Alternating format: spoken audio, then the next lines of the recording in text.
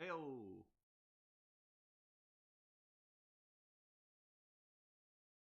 All heat.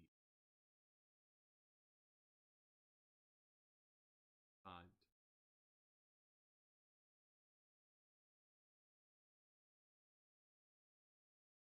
Woohoo.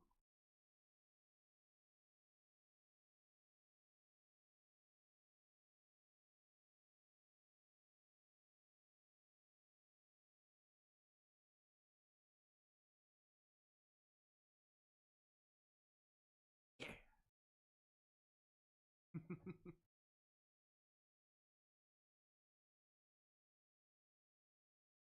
Well, I've got the stream ready to go whenever.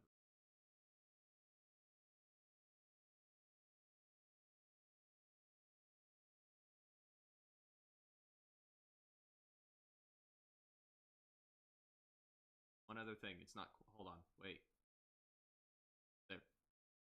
There we go. Now it's ready. The stream was ready, but Discord was not. It doesn't matter.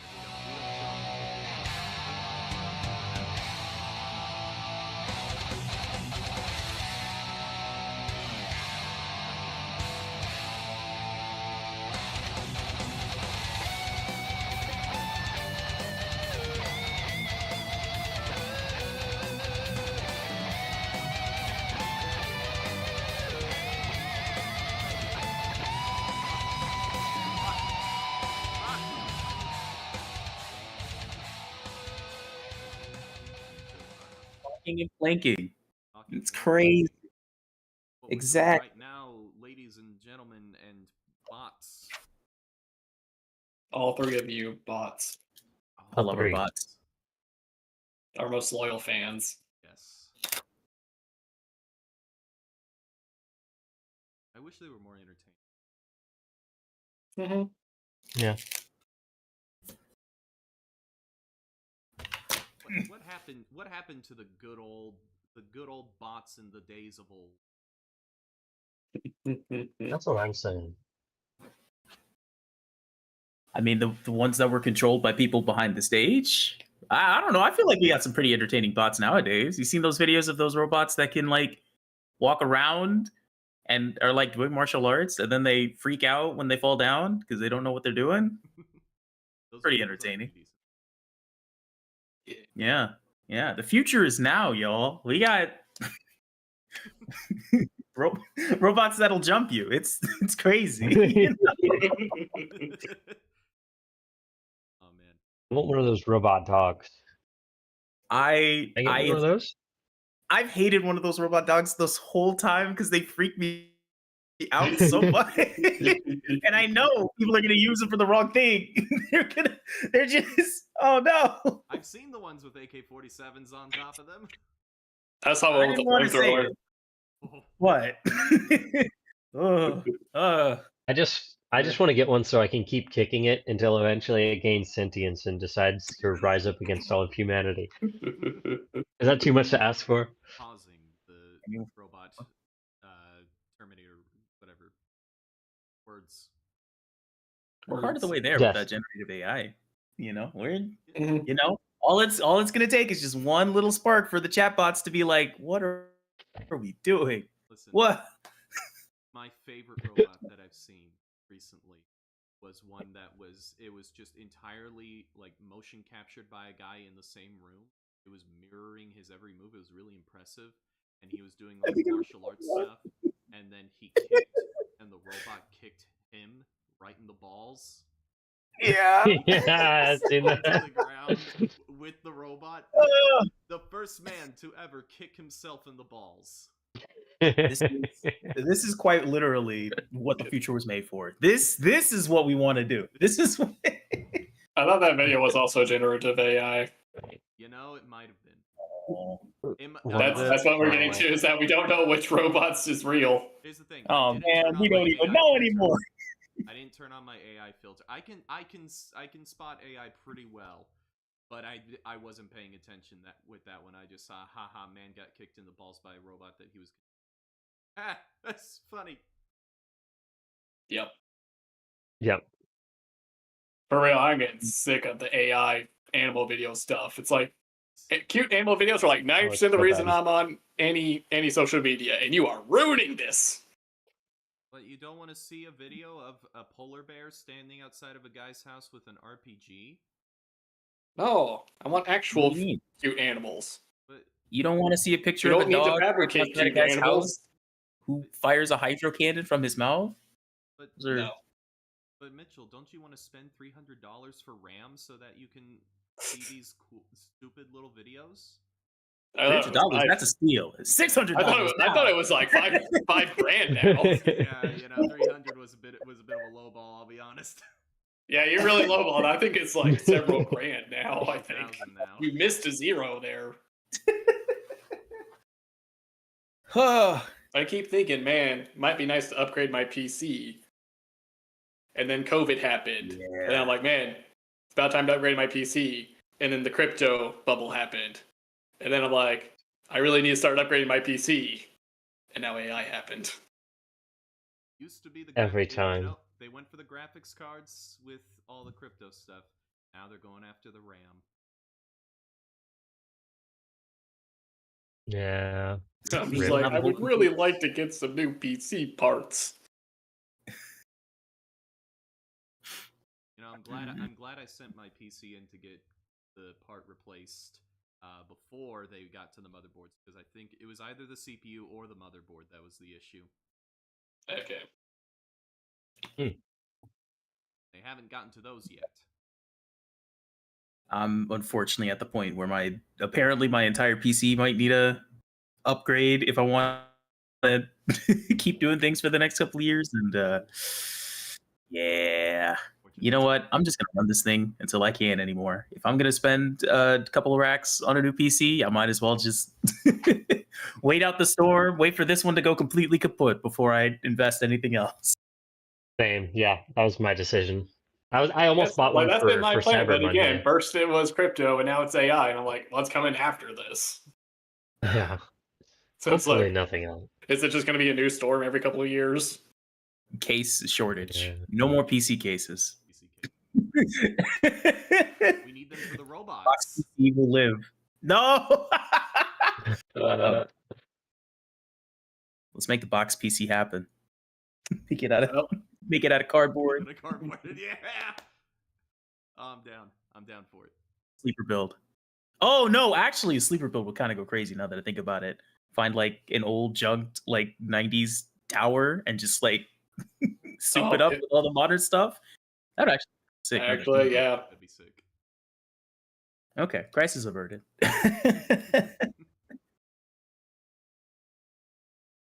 Welcome to Talk the Plank, everybody.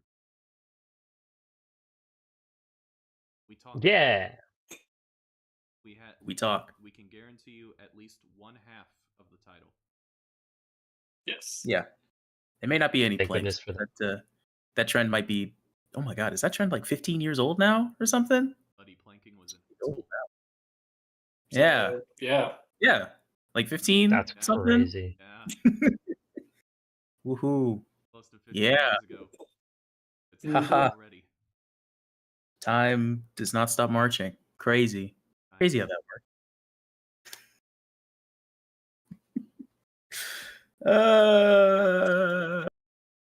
Don't let it set in. Don't let it set in. But it's Don't let it set in. Don't let it set in. Most of it, you know? It's too late. It set in. Too late. Said don't let it set in. I die. Welcome to Talk the Plank, where we talk about existential dread. Don't let it set in. That is Don't the let it plank set in. all Let us set in. along. The plank was That was the plank the whole existential time. dread all along.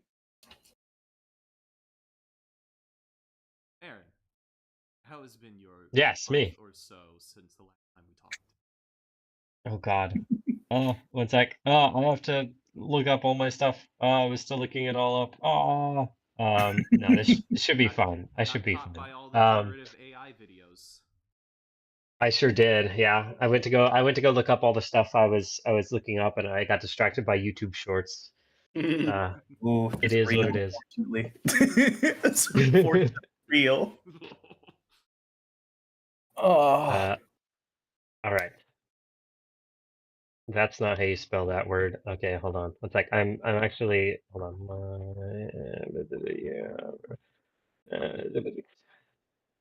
Okay, and then I'm gonna write down this one, which is blah blah blah, what I just watched. And then lastly, there's that other one I'm watching. That one. Okay. Oh, and then this last one. Fan of that last one. Fucking yeah. Okay, I'm just yeah, I'm just gonna rattle these off, and then if I can think of any more I watched, I'll list them later. All right, Okay. so starting off with movies slash television. Oh no.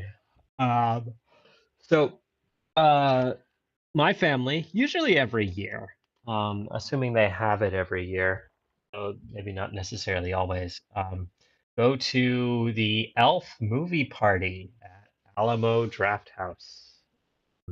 Yeah, they host one every year. And so this year we went. I brought my girlfriend along this time, and we watched Elf. And I mean, yeah, that's one of the movies of all time. That's one of the movies of all time. Yep. Several Good. parts of it have not aged well. Quite a few sections of that movie have not aged particularly well. But I don't know, still a fun family movie. One to go out and see in theaters if you get the opportunity, or at home, etc., etc. I don't know, lots of fun uh, in any way. But yeah, so Elf movie party was a ton of fun. Next Nice. was I just watched some YouTube. I've been watching lots and lots of YouTube. In particular, I watched the streamer Atrioc. He does a lot of really good stuff. Um, and he has like 3 different YouTube channels he uploads stuff to now because apparently that's the YouTube meta, where you just create like 5 different channels and then upload a bunch of stuff to all of them. Because apparently that's just how YouTube like prioritizes content now. It's weird. But yeah. So I just been watching a ton of his stuff. Basically because either I'll watch it when I'm eating or I'll watch it when I'm dilating. One of the two. Usually when I'm dilating, because I literally have to sit there and do nothing for like 30 to 45 minutes. So yeah. Next, so my girlfriend, for some reason, I still can't quite put my finger on, um, has gotten absolutely obsessed with the actor James Spader. Like absolutely obsessed. She has been watching like all of his movies, and Huh. yeah. So she's been as she kind of goes along and watches the occasional like James Spader movie, she'll be like, "Wow, okay, that was total garbage," or "Okay, that one was actually pretty decent." And then so she'll turn me on to like one of them and be like, "Okay, let's watch this one together." So one of these was I've just put down here. Oh wait, no, sorry. Crash. Not the 2005 movie that won big at the Oscars. About to No, say. this is this is a different Crash. It was released in like 19. I don't even know exactly when. 90 something, 1990 something, and it's a much different plot. Basically, the plot is about James Spader, who is this kind of like I don't even know how to describe him, like rich playboy, I guess. And he discovers this underground movement of people who are sexually aroused by car crashes. Um, and yeah, so he joins the movement because he becomes fascinated with them. Oh, okay. Okay. Yeah, yeah. So yeah, so it's like him and his wife, and they're like, "Oh man, we got to get in on this sexy car crash thing." So basically, they just like go and recreate like famous car crashes with this like kind of like group of sexual deviants, and it's actually a wild film, and it's actually really good. Like I can't front about that. It is a great movie. Um, but yeah, I actually I really enjoyed sitting down and watching that one with my girlfriend. I'm glad she introduced me to that one because that one was a lot of fun, even if it was absolutely fucking insane. Yeah, All right. yeah, okay, and then one second. I'm trying to find the name of the other one I watched. It's much more obscure. Oh, there it is. There it is. Okay. So I watched two James Spader movies with my girlfriend. The other one is called The Music of Chance, which is a great movie, which is just like a truly like fantastic movie, starring James Spader and the guy who plays um, Inigo, what's his name from Princess Bride?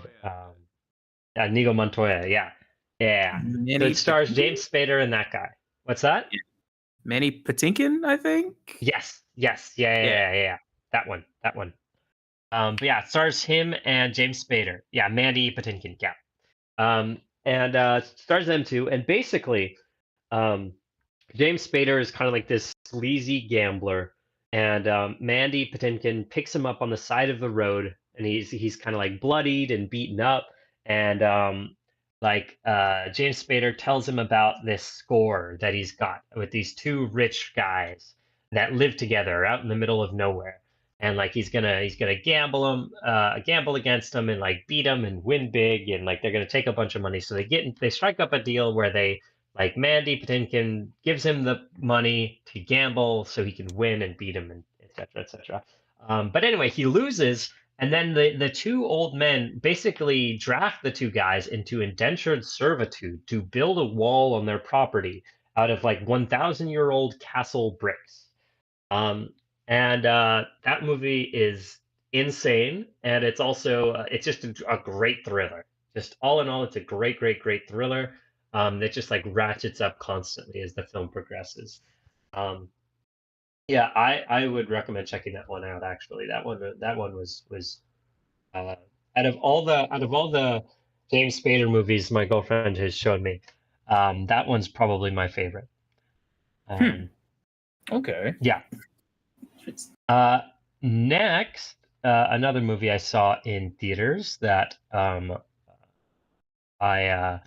wanted to talk about because there's lots of buzz surrounding it, which is Oh. Wicked for Good. Oh. Wicked for Good. Yeah. So not if you thought I was going to say Avatar: Fire and Ash, no. Wicked for Wicked for Good. Just wait a minute. Oh, okay. I'm excited. Okay, so But anyway, so I thought Wicked for Good was perfectly okay, but not great. Like I don't think it did like it. I don't think it. I don't know. It wasn't as good as the first one. Maybe it might be a case of like if I hadn't seen the first movie, I might have enjoyed this one a lot more. But in comparison to the first movie, it is so much more lackluster. The songs aren't as good. The plot just feels kind of rushed along because they're like, oh, we gotta tie this into Wizard of Oz. So they just kind of start like throwing it all together, and it's just kind of like, okay, yeah, it's kind of like they just kind of Frankenstein's monster it into a workable product, and I don't know, it did not, it was not working for me. I did not think it was particularly interesting or engaging, and yeah, I don't think any of the music in the second part is actually like that great. Um, If you don't mind me Yeah. asking, have you seen the actual musical itself, or I is did. movie just I your- did when Mhm. in like 2005 when I was like 8 years old. Yeah, so I Gotcha, remember okay. exactly none of it. Yeah. But yeah. Yeah, But yeah, actually- I don't know. everybody told me that Act Two was like in the play. It's not as good as the first act either. So Yeah. I wasn't expecting a lot going into the movie.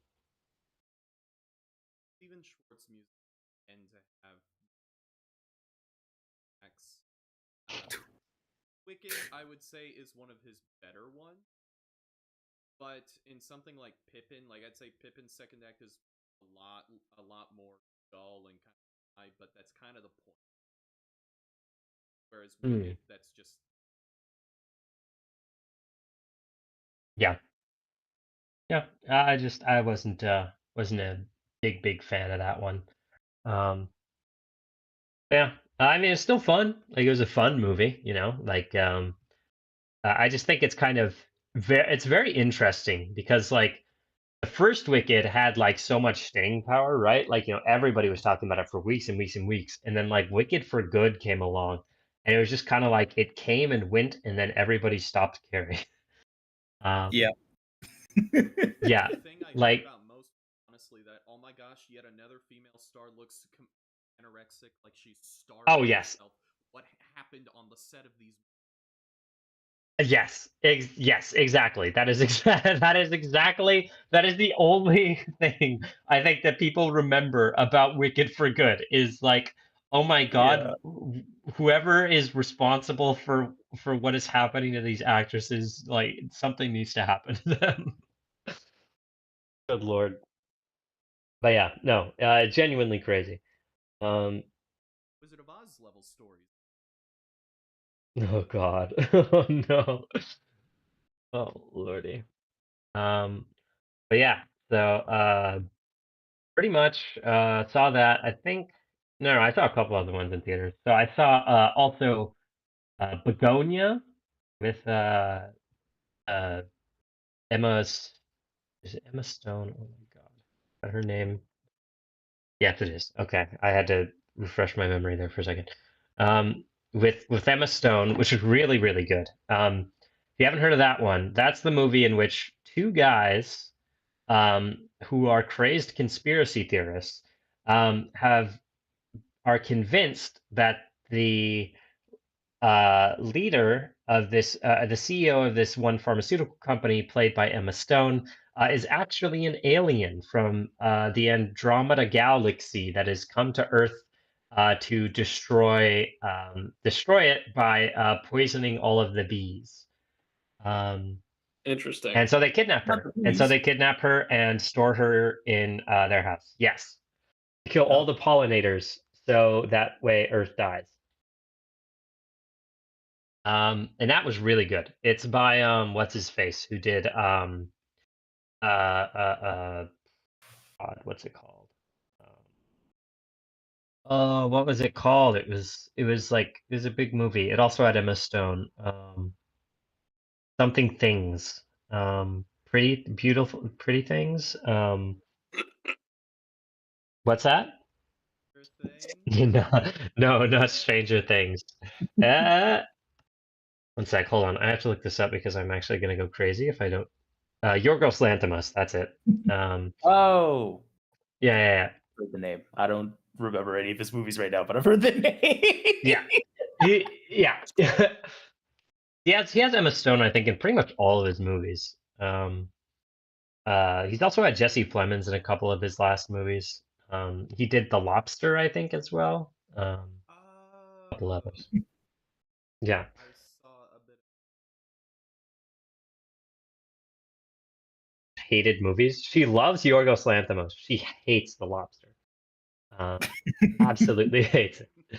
And so every single time like movies get brought up, I'm like, oh, what should we watch? Hey, I was thinking about watching The Lobster actually. I haven't seen it yet, so I was wondering what you would think about that. Um, and she and I get to hear her mauled about The Lobster again. It's great. Um, the last thing I saw in theaters was Stranger Things, the final episode. Oh, Yes, they were doing a theatrical run of the last episode, and it's my little sister's favorite TV show. So we went to theaters and we watched the last episode in theaters. Now, see, this was a funny situation, right, for me because I had not watched the entire rest of the season. Uh-oh. So I was in the theater and I sat down and I'm like, I am fully prepared to have absolutely no idea what is going on. And by golly, that's exactly what happened. I went into the theater and I sat down and I watched it, and I was able to eventually, through context clues, I was able to piece together what had happened in the previous, like, I don't even remember how many episodes there were, like 6, 7 episodes, something like that.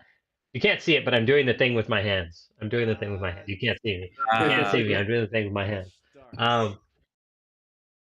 My girlfriend, I keep doing that to my girlfriend and she despises me. But oh my god, wait, hold on, I have to write this down. Just for later when I get to it, because I almost forgot it and that would have been fucking crazy. But anyway. But yeah, all of that is to say, Stranger Things, last episode, pretty good. I liked it. It was a good send off to the series. It's definitely a case of like most of the conflict.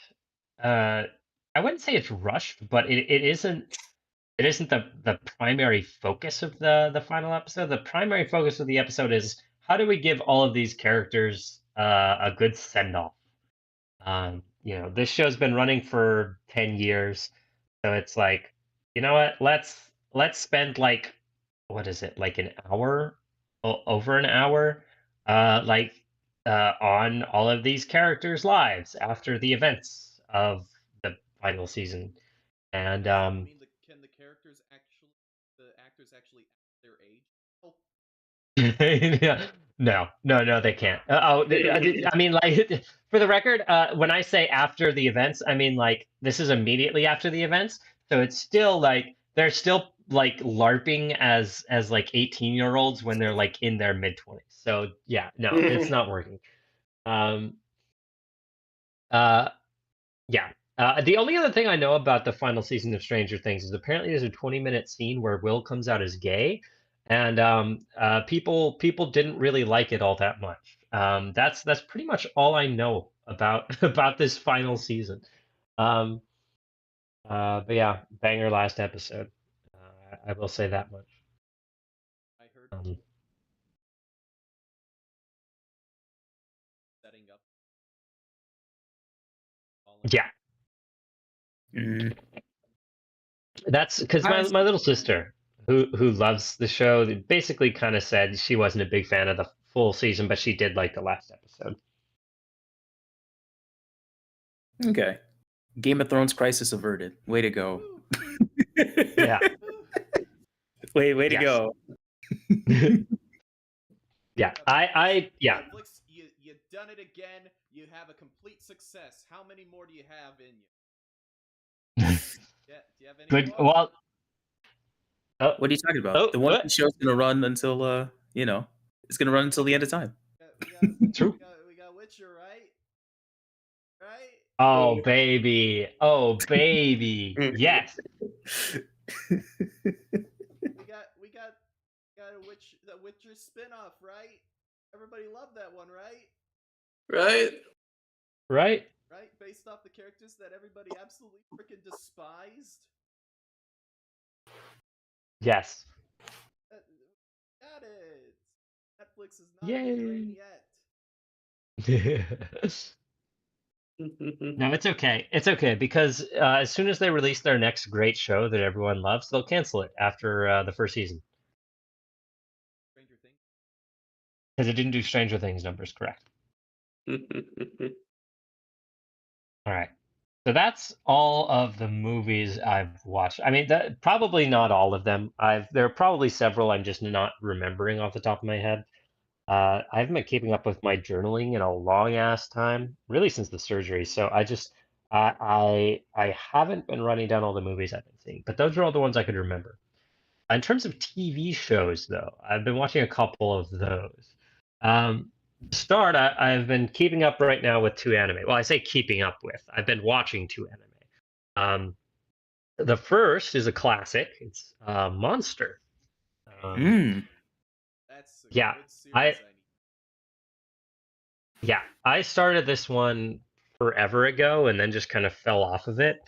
I was like, you know what? I want to give this one another go. So I restarted it, and I'm a little bit further along than I was last time. Only a few episodes in, though. Ugh, only a few episodes in, so I've still got quite a ways to go on that one. Um, yeah, Monster's good. Monster's really good. I'm enjoying it quite a bit right now. Next is one that I believe the next season is going to be airing. I think this upcoming season, I think, which is Undead Unluck, um, which, if you haven't heard of, is a series in which there are these individuals named negators, and their whole shtick is they negate some fundamental like logical rule or like law of the universe.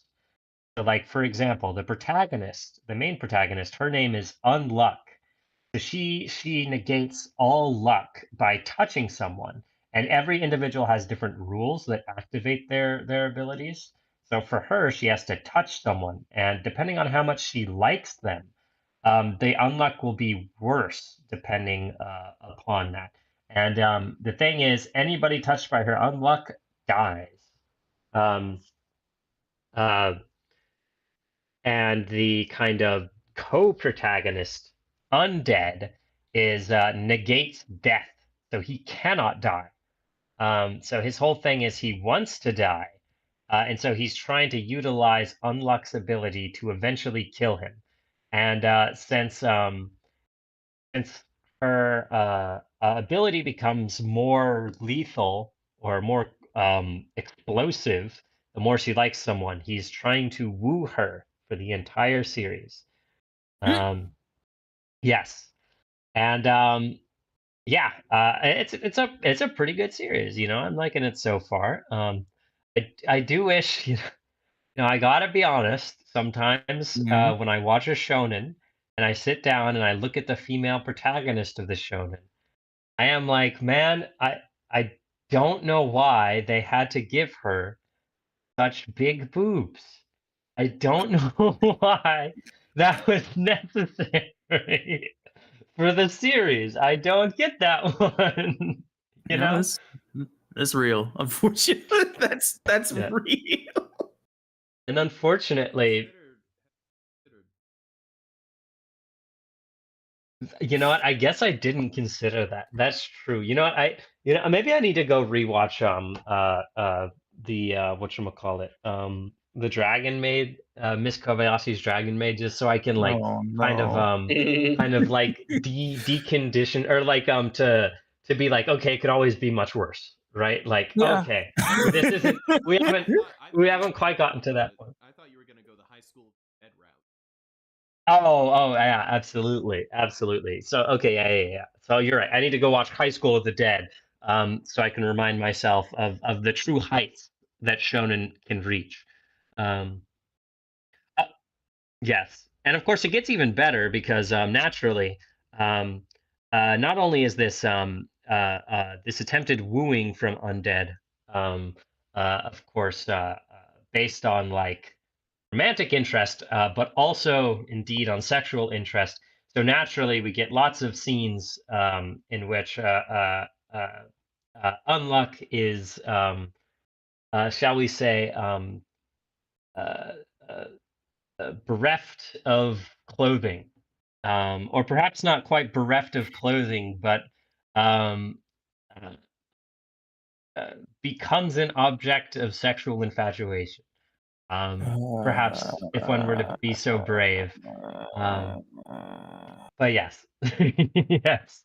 Okay. All right. All right. Jordan dying. Jordan dying right now. Um, Every freaking time. That's why I don't watch anime like that anymore. I don't. Yeah. I. Honestly, this Undead Unluck is the first shonen I've watched in I don't even know how long. Because like it truly is like I stepped away from shonen because I'm like, God, I can't stand this shit anymore. And then I'm like, you know what? This concept sounds interesting. I'll get into it. And then I started watching it. I'm like, oh man, okay. I remember why I stopped watching Shimonen. Gotta pick your battles and gotta go, alright, you know what? One Piece's female character designs, they kind of look a lot the same, but man, it's good enough. Yeah. Or, hey, Demon Yeah, know Slayer what? doesn't really have this issue. No, I guess that's what happens when you have a manga written by a female author. You also don't see it too much in FMA either. Yeah. Yep. A lot of It's people- mostly the guys. It's mostly the guys, honestly. That's my favorite quote from the mangaka, where she's like, "Yeah, I want my guys to be big and muscly, and I want my girls to have big boobs." And I'm, You know what? Based. I respect that. But yeah, so I don't know. The concept's interesting. The action scenes are fun, but man, I gotta go find like a good like seinen or josei or even shoujo, honestly, at this point, to like decondition myself. I think after this, um, to like to I have to go through like rehab. So yeah, but I'll get to that eventually. But anyway, that's the anime I've been watching. I have been watching one IRL. I have been watching one Flesh television show as well, and that has been of course Pluribus. Absolute banger of a TV show. Absolute banger of a TV show. God damn. Breaking Bad creator, whose name is just Gilligan. literally. Thank you, Vince Gilligan. Yes, he does not miss. I don't know why I suddenly forgot his name. Vince Gilligan don't miss. I don't know if any of y'all have seen Pluribus or are familiar with its concept. The basic. YouTube Okay. keeps sending me clips of it, and I try not to watch them because I don't want to get spoiled. But Yeah. I am not even going to spoil the concept behind the show. I have because seen I the think concept, yeah. Oh, okay. Yeah. Either way, I think Rhea Seehorn, who plays the lead actress, is really freaking good in this role. She's so good in this role. God dang, she's so good in this role. And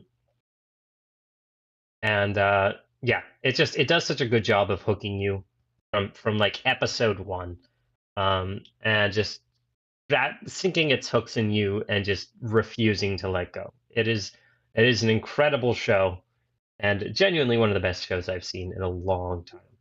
They just finished up season 1, like I think 2 weeks ago, and yeah, this show's a banger.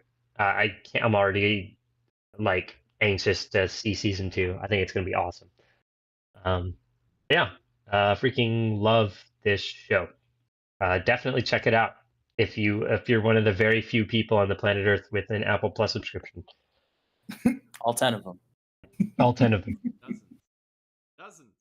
There are dozens of us. Dozens! Alrighty. Now on to games.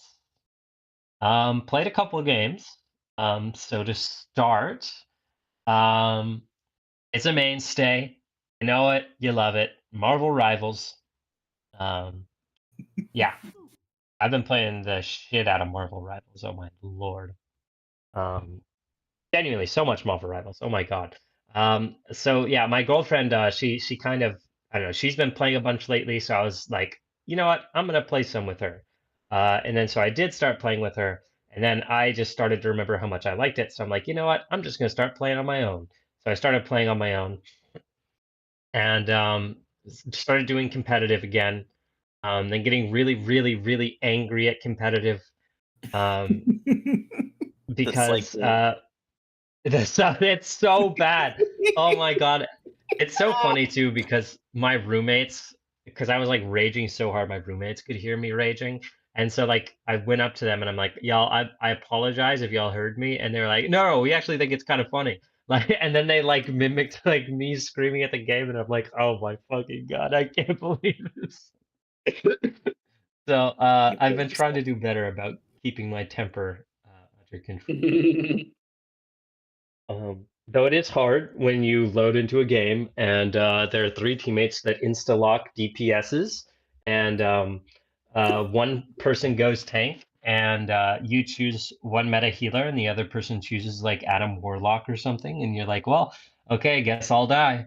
Um, so yeah, and then that happens to you 5 games in a row, and then it's suddenly like, well, okay, yeah, I think I'm done with Rivals for the day.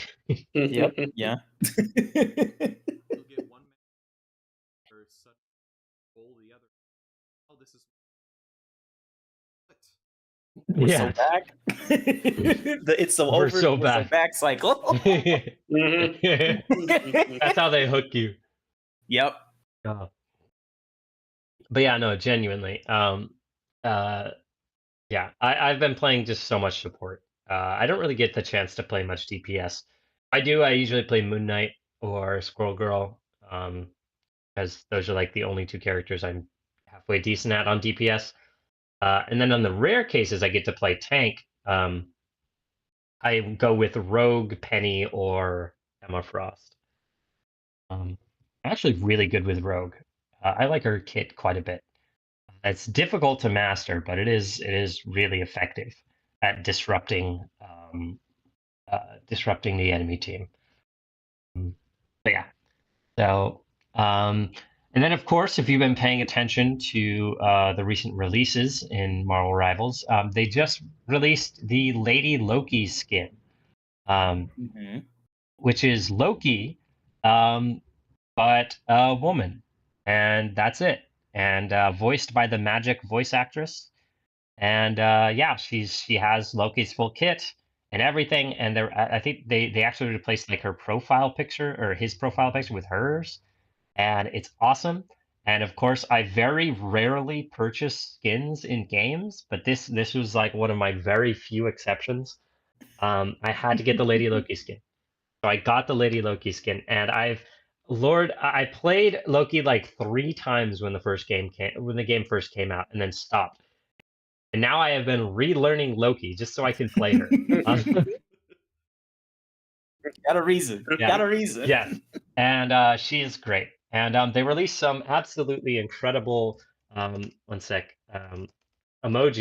that went with her, including this one. Hold on one sec. Hold on one sec, because wow, it was literally like the first freaking option when I when I looked it up, which is just so funny. Okay, hold on. I think it's a TikTok, but it should just pull up. Yay, TikTok link. Yay. It's literally the first one in the order.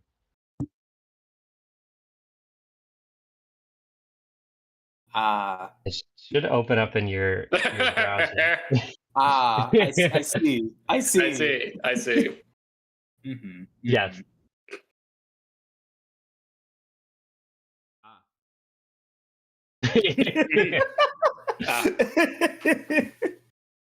So naturally, I drop that the first second I launch into any map. It's great. But yeah, so yeah, I've been learning Loki. Honestly, I'm glad because it gave me an opportunity to learn another healer, and Loki is actually kind of cracked. NGL, actually really good. The DPS Loki can put out is actually kind of insane if you utilize her clones really well. Yeah. Yeah. So Marvel Rivals, really fun. I like it. Next is I finally beat Silksong. Yay! Skong. Yeah. Skong. Real Skongers know. But yeah, Skong was a lot of fun. I like Skong quite a bit. I got the full complete the true ending. And it didn't take me as long as I thought, but it took me a minute, which is great. Which is to say, the gameplay, everything was great all the way through. There were a lot of annoyances I had with it, like the boss run back was really bad. Sometimes I wish the fast travel was a little bit quicker, which hilariously enough, you get a faster fast travel in Act 3. And I just wish we had just gotten that for like Act 2. I don't know. Because it's kind of like once I got that, I'm just like, why couldn't we have just had this earlier? Because like I just wasted so much time running back to the fast travel points every time. You mean you could have just teleported me there every single time? That's crazy. Yeah, there were a lot of small annoyances and gripes. What's that? Jerry had too Oh God, yeah. But yeah, pretty much. Yeah, it was a lot of fun, even with my small gripes. I would say like maybe an 8 or a 9 out of 10. Um, so yeah, overall great game. Team Cherry, you did good.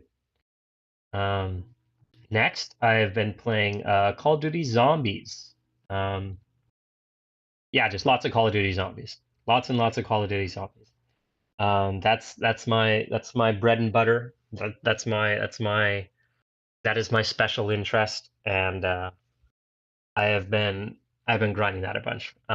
They've released 2 maps for it so far, not including all of the separate survival maps, which basically are cut out sections of the existing 2 maps, which they then like set as their own like individual maps that you can just kind of run around and survive on as long as you can.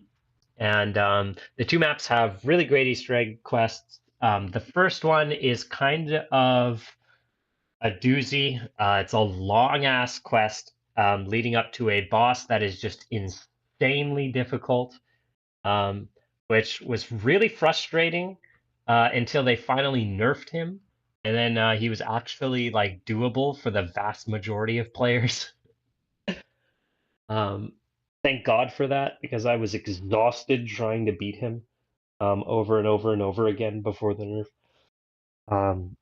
And then the second map, which is awesome, it takes place on a giant floating rock skull in the rings of Saturn, which is great. I love the links, or I love where Zombies has gone, really and truly. Yeah, that one's really cool. It's like a very classic sci-fi, 50s, 60s sci-fi. And the wonder weapon that you get on that map is a UFO gun that shoots little UFOs at enemies that encircle and dissolve them. And if you examine the gun, there's a little green alien inside of it, and he waves at you when you examine the gun. He's such a little cutie pie. I love him. But yeah, so love COD Zombies. That's my jam. Next is the game that I disliked the most out of all the games I played since the last time we met up, which is sadly, and it just breaks my heart to say. Literally, my heart is in tatters over having to say this, but Metroid Prime 4. Oh. It Oh no. It's just not that great. It's just I gotta keep it 100. Like this is maybe like a 5 out of 10 game. Ooh. Maybe a 6 on a good day. Like it's just not great. It's just not good. I knew something was off as soon as I saw the desert. I was like, no. Yeah. Oh no. It's just like it's just like they went trend chasing after all of the worst possible trends that nobody wanted in a Metroidvania. No. Like, did you want quippy sidekicks that talk to you over the radio and give you hints about where to go next? No. Did, No. did you want the MCUification of Metroid Prime? Well, you guess what? You got it. Yeah, no, those NPCs are awful. I hated those. I hated them. They grew on me a little bit. voice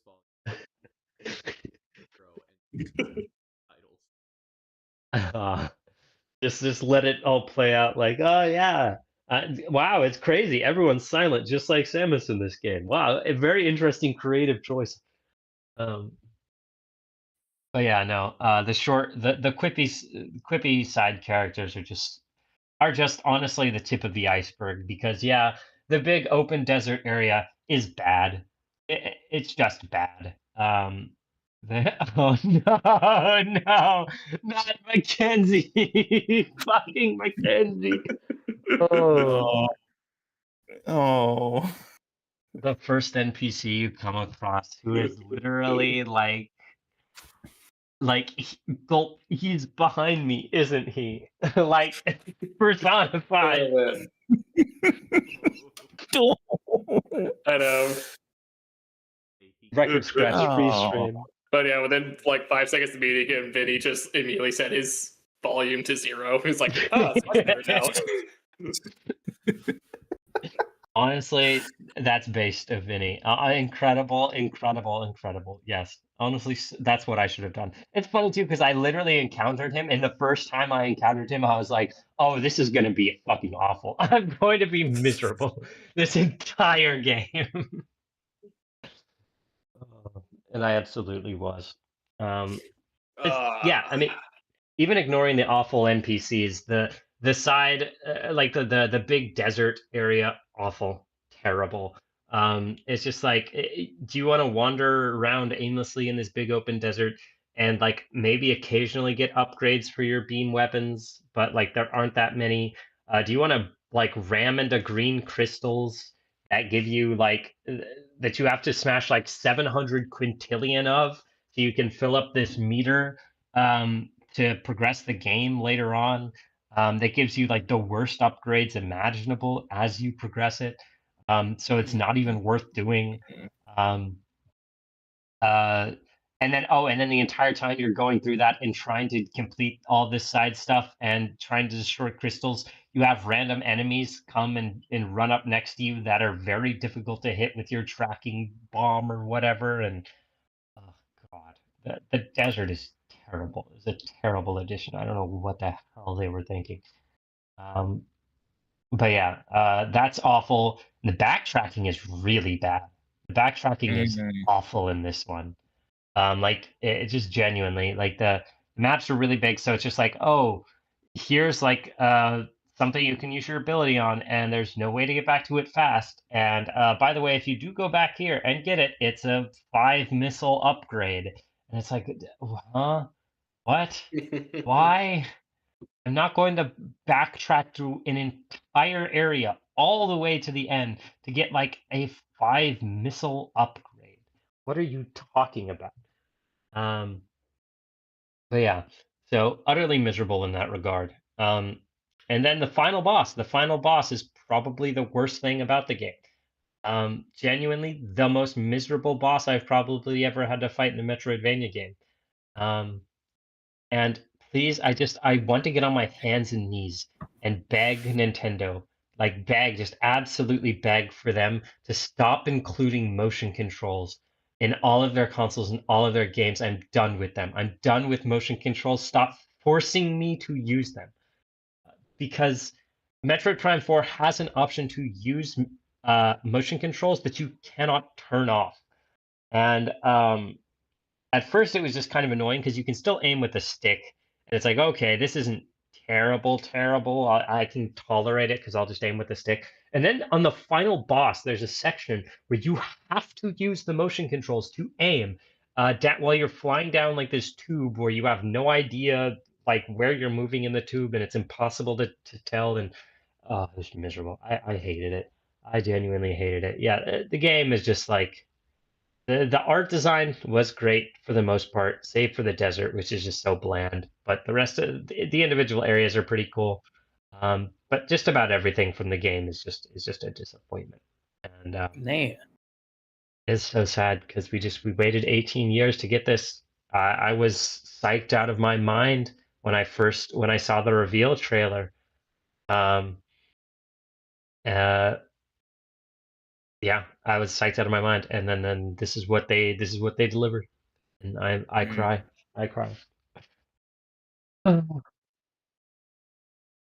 Yep. The 10+ year long wait curse strikes again. I guess I don't know. I guess because originally it was the Japanese studio doing it, so I wonder if it was a case of like Oh man, they can't do FPSs over there. I guess that's not their thing. Um, I was really holding out hope for Retro. I was like, okay, Retro's got the reins back. Oh, we're here we go, baby. Where they're gonna get it, they're gonna cook, and nope, nope, nope, nope. It's a damn shame because they just made Metroid Prime Remastered like not even 3 years ago, and that shit was Yeah, so good. it was fire. I loved Metroid Prime Remastered. In fact, I think it was literally last year Prime Remastered, or was it not even? Was it this year? Mm, No, it was 2023. You were right. Yeah, you were yeah. right. It was 2 years ago. I thought it was for some reason sooner than that, but no. That game made me a believer. I was always like, oh, Yeah. everybody likes Metroid Prime. I prefer 2D Metroid. And then I played that and I was like, wait a minute. Wait a minute. It's like you ate the ratatouille, and it was like, Yeah, literally. or you're like Danny DeVito, like sitting in the crowd. I get it. I get it now. Oh my god. Literally, that was my reaction when I was playing that game. I was like, I get it now. This might be goated. Oh my god. See why they never Yeah. released Metroid Prime 2 or 3 remastered though. Oh. Yeah. Oh. Hopefully one day. We'll see. So maybe after they killed the series with this title, maybe we won't get one. Who knows? No. Rip and pepperoni. But yeah. So that's Metroid Prime 4. Lastly, I have been playing. I'm almost done with Silent Hill F. Ooh. Yeah, this one's great. They cooked with this one. Holy crap! Nice. Yeah, they did awesome. I have the combat is really fun. I love that it's like all melee combat focused, which is really cool. The counter system is good. There are a lot of enemies have far too tiny of a counter window to actually hit counter, so you just don't bother. But yeah, overall, I mean, game's just a lot of fun. The atmosphere also very classic Silent Hill. They absolutely cooked with that one.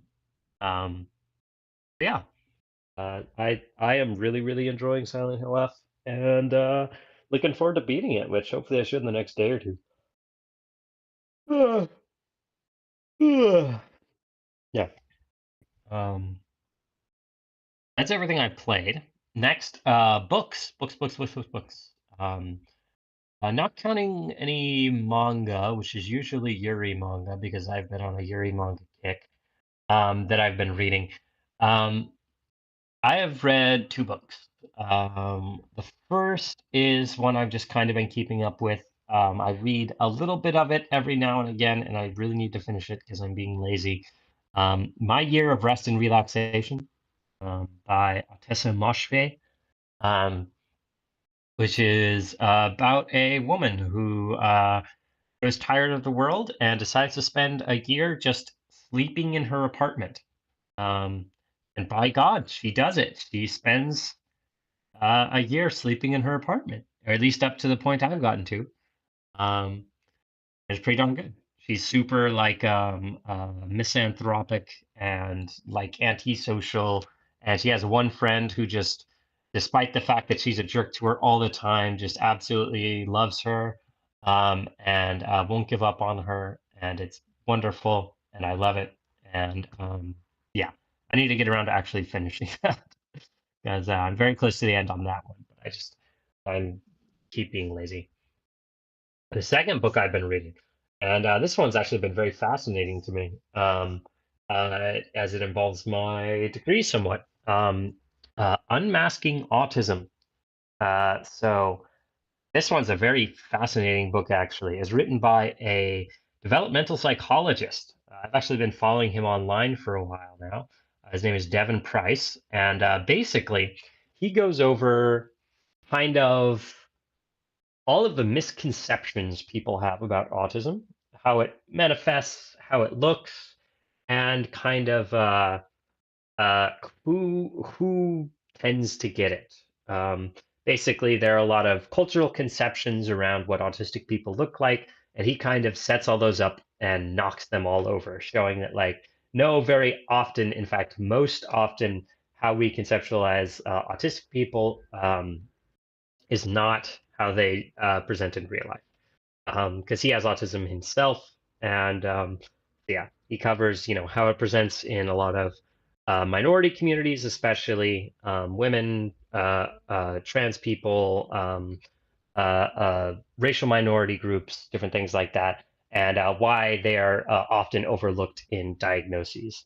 Um, uh, so yeah, it's really interesting. I think it's just a really fascinating book, and I've it's been very eye-opening for me. I'm actually so in January, I'm actually going to get an autism diagnosis myself.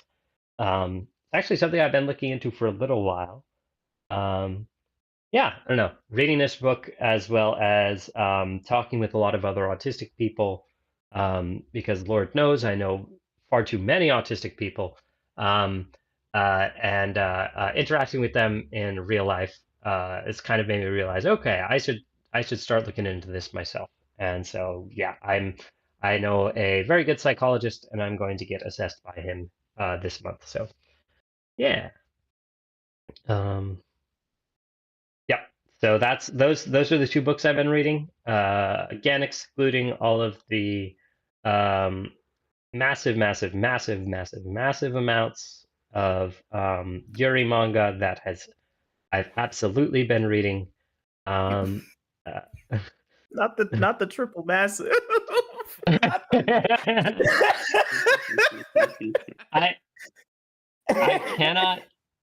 cannot even begin to downplay the amount that I have been. It's been truly impressive. Thank God my girlfriend has introduced me to so much. I adore her. But yeah, I've been trying to keep up with Green Yuri. I don't know how much of y'all, if y'all are familiar with Green Yuri at all. It's a very I'm so famous. sorry, I am not. Yeah. God damn! So it is, believe it or not, it is not just the successful Yuri manga. It is one of the most successful manga, period. Like at all. Like overall. Like I think it was the best-selling manga for like 3 months in a row. I think was it last year, something like that. In both the U.S. and Japan. And basically, it's called Green Yuri because it's about this girl who falls in love with this guy at this like record shop, and turns out the guy, Oopsie, was a woman who actually goes to her school, and it's a great manga. It's actually fantastic. The chapters are very short, very digestible, and the art is great. And there's reference to so the character protagonist and the other protagonist, the girl who works at the record store, are really into like American music, but like American like rock music, especially like recent American rock releases. So it's crazy just like reading the manga, and then it's like King Gizzard and the Lizard Wizard pops up, and it's like, oh, cool. I didn't know people from Japan knew King Gizzard and the Lizard Wizard existed. But there we go. Or like seeing like a car seat headrest pop up, or like occasionally you'll see some like classic rock. So like they'll be like listening to AC/DC or something, and it's like, oh wow, okay, whoever wrote this was awesome. Or Nirvana, there it is. Smells Like Teen Spirit. I just have the first chapter open. Yeah, it's crazy. But yeah, I like Green Yuri a lot, and I need to get caught up on it. But yeah. As for everything else, can basically be summed up in three categories. First is school. I finished up my first semester. Hey, and congrats. it went pretty well. Yeah, my first class finished up pretty good. Passed it with a high A plus, so that went well. Second class was much rougher, much rougher. Unfortunately, the professor inherited it from another professor, and so the materials were all over the place. The things were just kind of flopped together, and the professor was a pretty harsh grader, and the fucking midterm and final were rough. They absolutely obliterated me. But luckily, I did well enough on the other assignments that I ended up passing literally 0.8 points off of an A, which was tragic. But so it goes. Yeah, overall, still good first semester. I enjoyed my time in my first semester. Looking forward to the next semester, which starts this upcoming Saturday, actually. The next, I just put down as sleep. So I was talking about this, I think, the last time, but I've been having severe sleep issues. Very, very, very bad sleep issues for the last several months. And it's just kind of been ruining my life. So I've been doing everything in my power to try to get them solved. I first got some sleep meds from my psychiatrist and didn't. I mean, it helped at first, but then the meds started to make things worse. So I started to see I saw a sleep specialist who did a sleep study on me. They found out I had mild sleep apnea. So they gave me a CPAP machine. And I used it once. It was awful. It made me like choke up like 50 times in the middle of the night. And so after like 2 hours had passed and I'd woken up probably, like I said, like 50 times or something like that, I was just like, all right, I'm done with this. And I just took it off and went back to bed. And I didn't use it again until 2 nights ago when I'm like, all right, I need to give this a try once more, because they actually my vitals on it are actually being sent to them whenever I use it. And so they called me up the other day and they were like, hey, we noticed you haven't used your CPAP machine at all. What's going on there? I'm like, oh, shoot. Well, yeah, sorry about that, y'all. I got them to lower the pressure though, so it's more bearable. But yeah, so I have the CPAP machine. Though tomorrow I'm actually going to ask them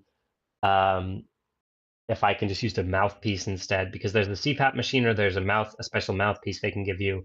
I said, give me the CPAP machine because that's the gold standard. But now I'm like, let me just try the mouthpiece, because right now the CPAP machine it's very uncomfortable. I'm not a big fan. But yeah, so I'm working on the sleep issues right now, and they're starting to improve. They are. Especially now that I'm not taking my Adderall anymore, because I was on Adderall to help with ADHD. I think it was helping for a little bit, but then it stopped. It was just worse. It was bad. So I stopped taking it again, and yeah. So that's been my fun adventures with sleep. Exciting, exhilarating. But yeah, everything should. Yeah. Yeah, I hope so too, because it has been. It's been.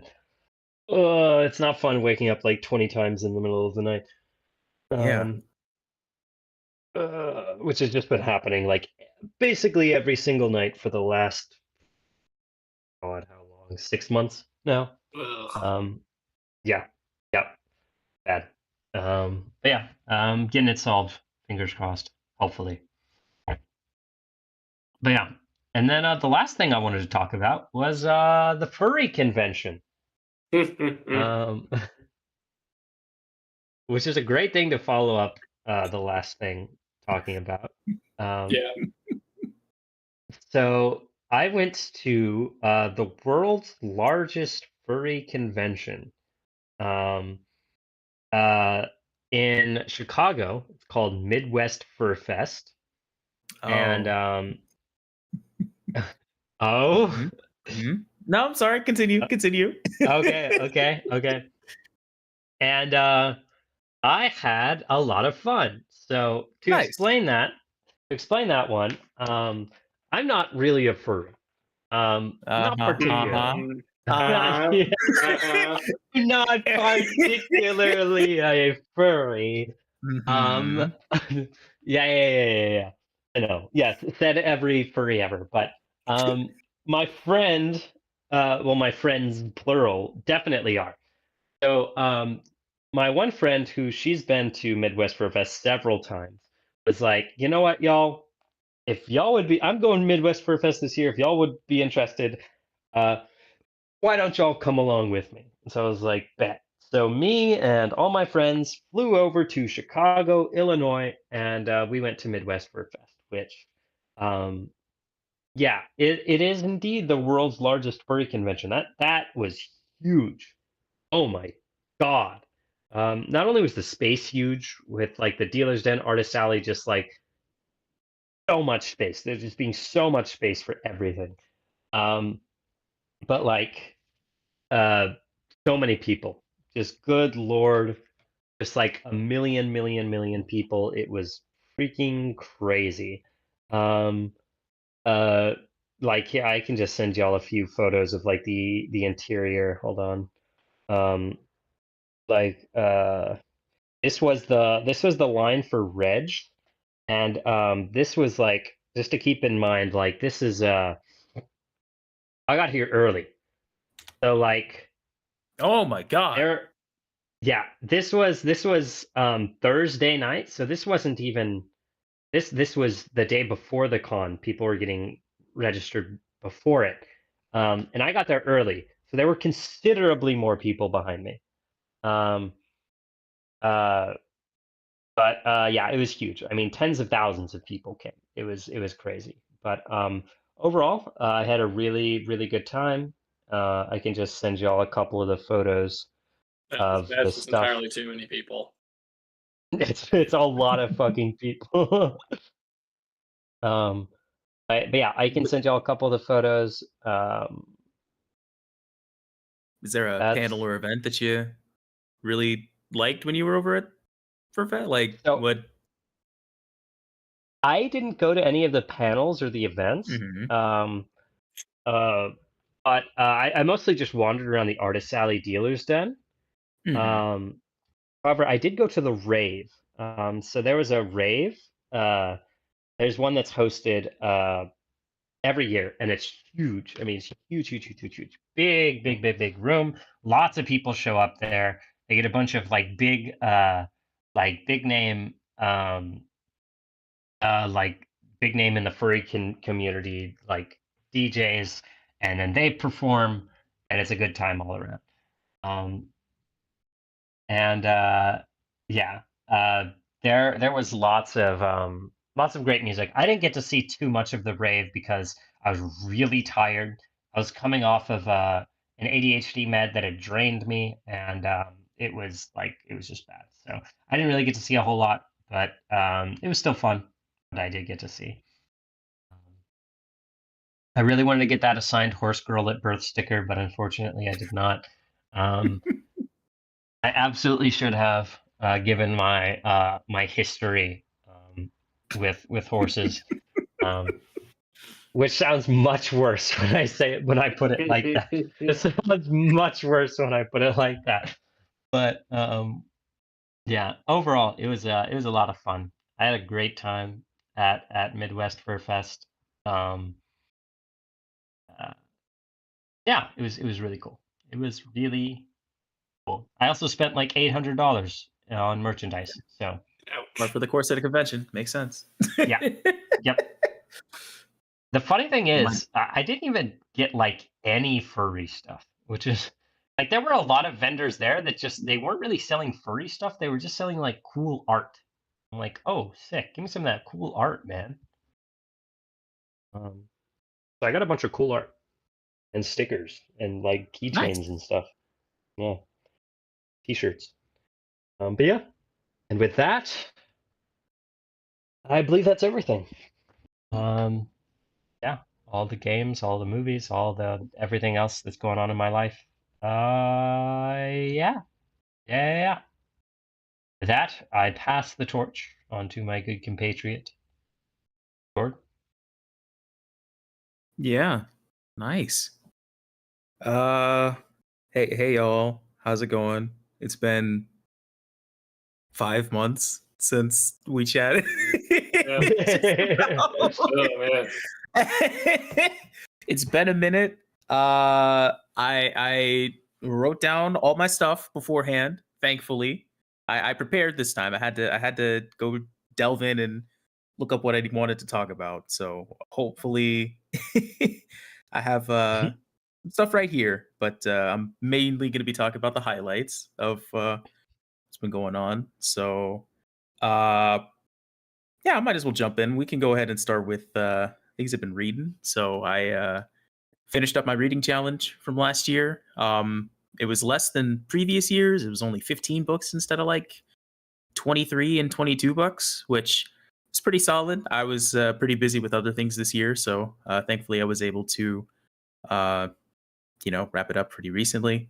The last book that I needed to finish my challenge with, I finished up in mid-December. So Aaron, I took your recommendation and I read God Bless You, Mr. Rosewater as my last novel from last year. I very biting satire about the wealthy in America. Kind of funny. Oh yes. But Yes. yes, very, very good. I love the fact that he was deemed crazy, and their primary reason was, "What do you mean? He's helping the poor. He's crazy." How dare he? So, it's a good time, good little novel. Yeah, I really enjoyed myself with it. That was a good read. It was a good read. Yeah. I read that, and I finished that up in December, and the book after. Oh God. Oh no. God. It's okay. We're good. We're good. Crisis averted. After God Bless You, Mr. Rosewater, I went ahead and read a book that I had read a while ago, one that I haven't read since high school. I read Animal Farm in a day just because it was a short read. Still holds up, believe it or not. Pretty good. Gotta prep Hate for that Napoleon. animated movie they're making. Oh. I forgot about that. Hey. Some animals are more equal than others. Like,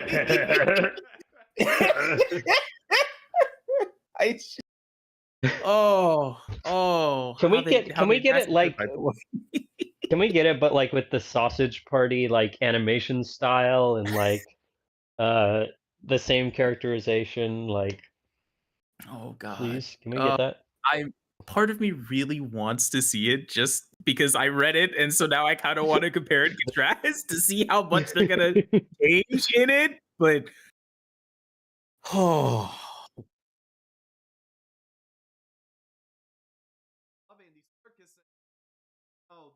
Oh, but it looks like such shit. No. Big names, big names in the movie. 100% on Rotten Tomatoes incoming. Well-beloved classic. It's gonna be a modern classic. Certified fresh on Rotten Tomatoes. We'll just have to wait and see, I guess. We'll just have to wait and see. But yeah, Animal Farm, pretty good. Who would have thunk it? They're, good stuff. But yeah, with both of those, I definitely want to, I guess, keep pace in the next year. So I think this year, I set my goal to be 20 books again, just because 15 was nice, but I think I can do more. I think I can challenge myself to do more. Get off my phone a bit more and actually get into reading some, get that knowledge. So yeah, believe it or not, reading is fun. Being in the Hollywood Hills, check out my Lamborghini. But you know what's better than that? Knowledge. Knowledge. All right, so that's all I've been reading. That's the highlights of what I've been reading. Let's move on to what I've been playing. Gang, I'm gonna be so real with you. My ass has not been gaming these last. However, I did send you all that message. Yes. I sent you all a message a couple of weeks ago because the game that has been the bane of my existence for the last 6+ months, I finally beat. Gang, let me talk to you about Final Fantasy V. Oh. Okay. Final Fantasy V, it's all right. It's fine. It's all right. Wow. Glowing review there. Yeah. But 6 months into remember- it, yeah, it was fine. It was one of those it is a fine RPG. There's nothing wrong with it, right? The game itself, it's pretty well done. You know, it's got the job system. It was the first Final Fantasy game to have the job system, or not the first one.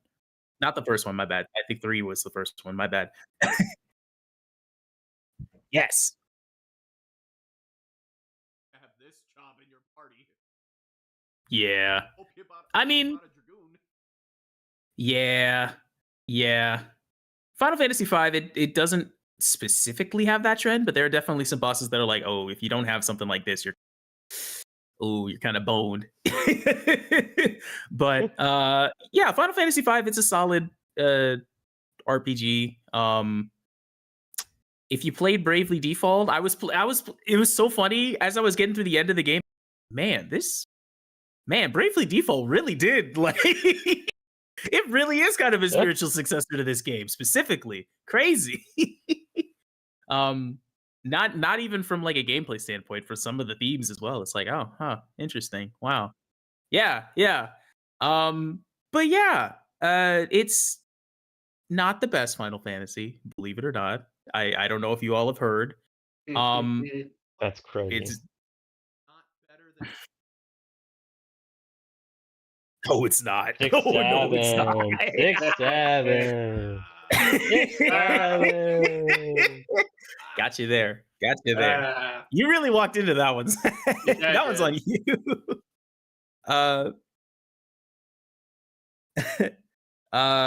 But yeah, Are it you was fucking solid. kidding me? Wait, hold the fucking phone. Wait just 1 fucking second. I want everybody in this fucking call right now to search the number 6, put a space, and then put on Google. 7 On Google. on Google. I want you to do that shit right fucking now, because I was just fucking jump scared. Ew.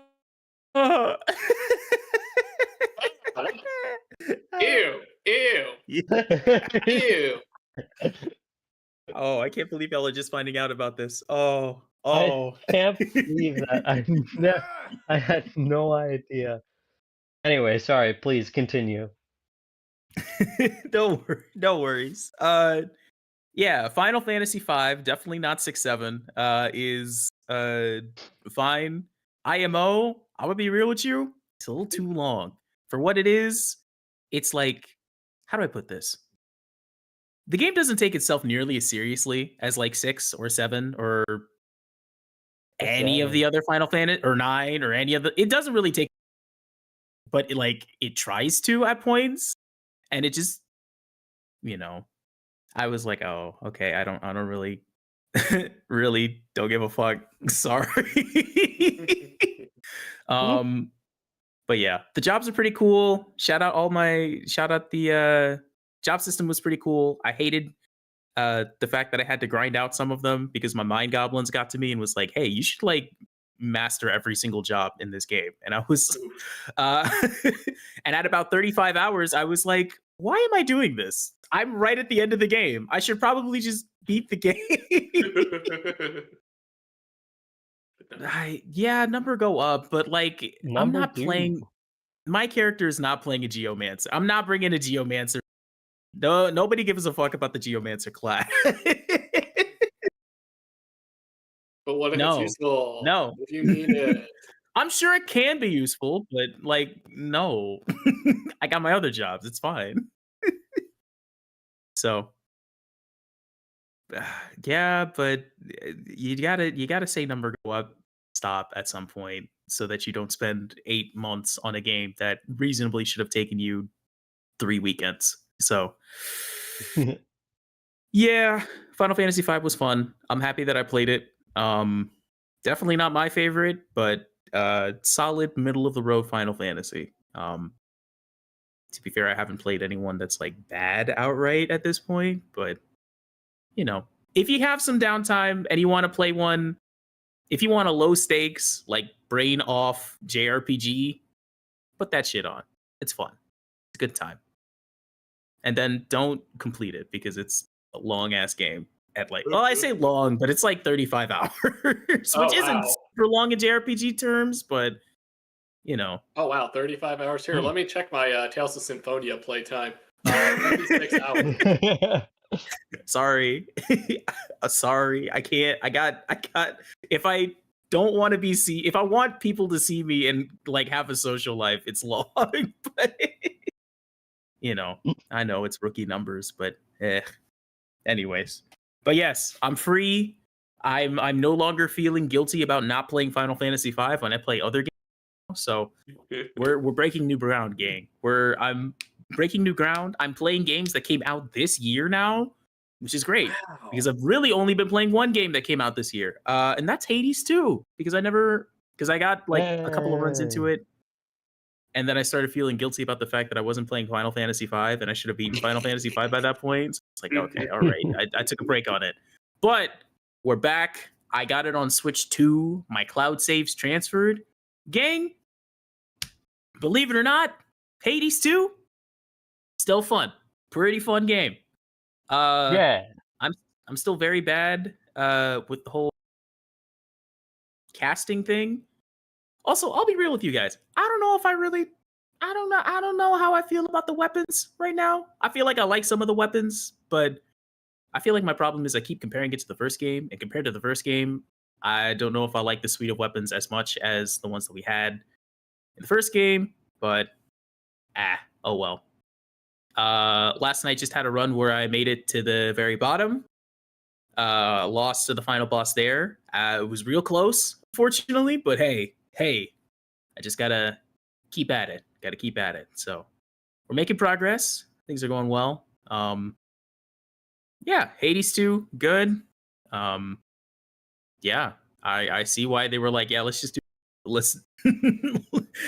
we got good things going with Hades. Let's just do it again. Let's do it again. So yeah, not much else to say there. I might have more thoughts once I finish it, but hopefully this one won't take me the rest of 2026 to beat. So we'll see. We shall see. Okay. And with that, that's all of the games that I've been playing. Like I said, I have really not been gaming these last few months. This has not been a gaming past few eras. But you know what I have been doing? I've been watching more stuff, believe it or not.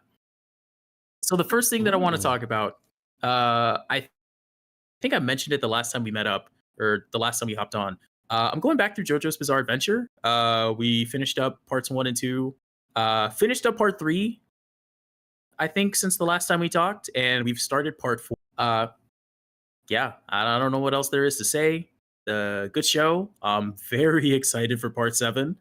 So I don't know if I'm gonna have the rewatch. Good. It's gonna be incredible. I can't wait. It's gonna be incredible. I can't wait. You gotta get back and do what?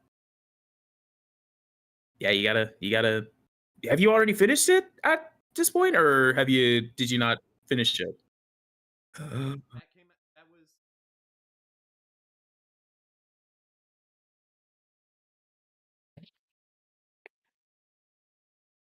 By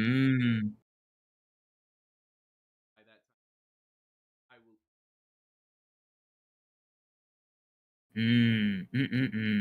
You gotta catch up.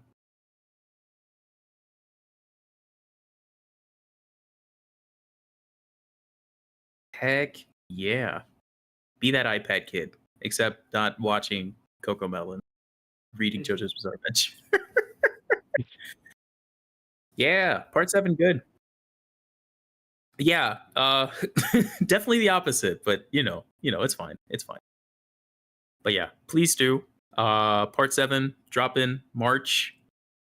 Can't remember the specific date, but should be exciting. But yeah, JoJo's Bizarre Adventure part 3 still good.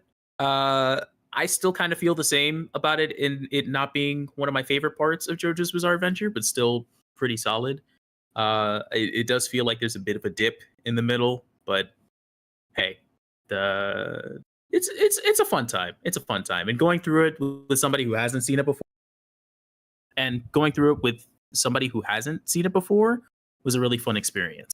So, yeah, worthwhile. And then part 4, of course, it's like my second favorite part.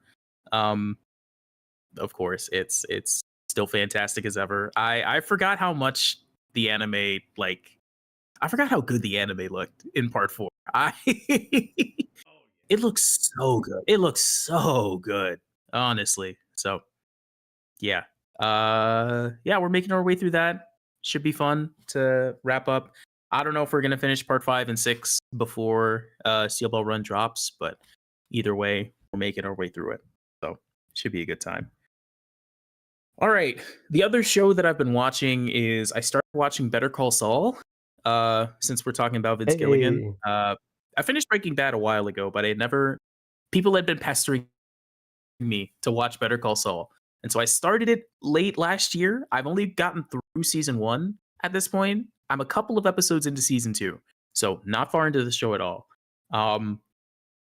Honestly, so far, so good. I really do like following I really like this backstory to Jimmy, to our boy Saul from Breaking Bad, has been a very good.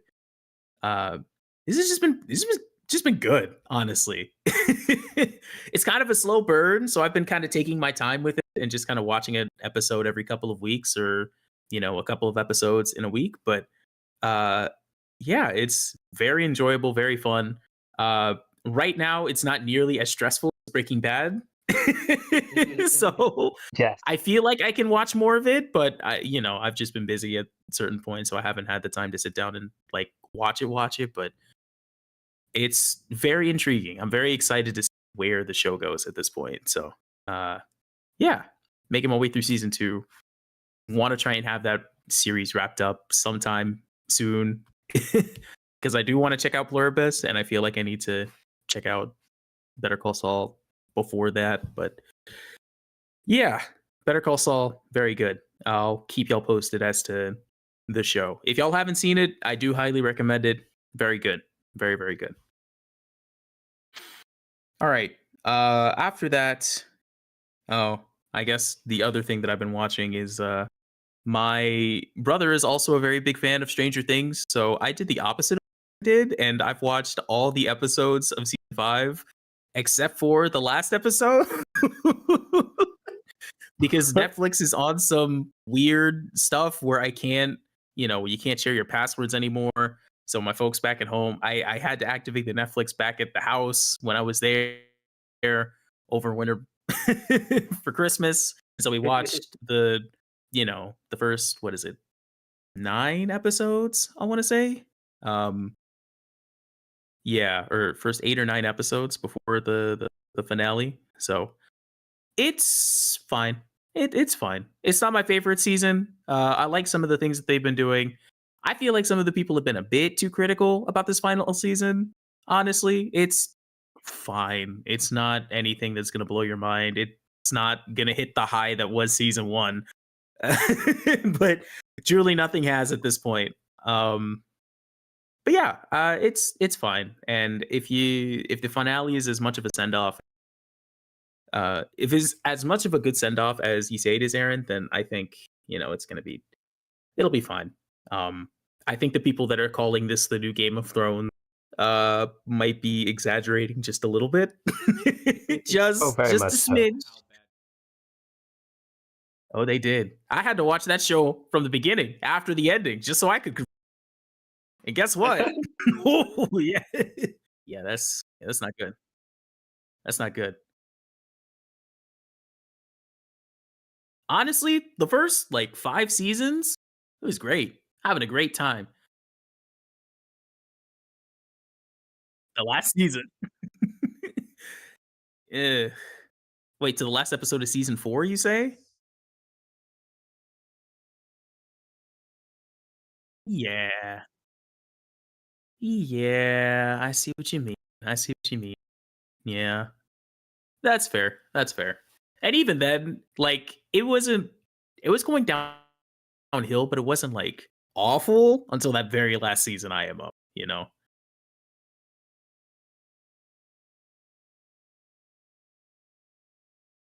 Yeah, yeah.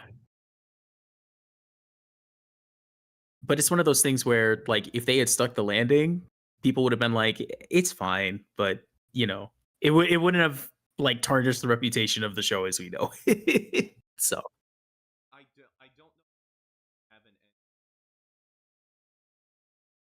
end, but I only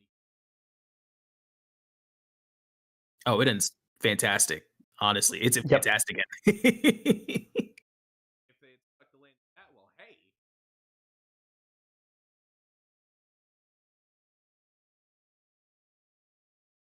Yeah, that's the problem, because that's the problem with Breaking Bad. They had a plan for it.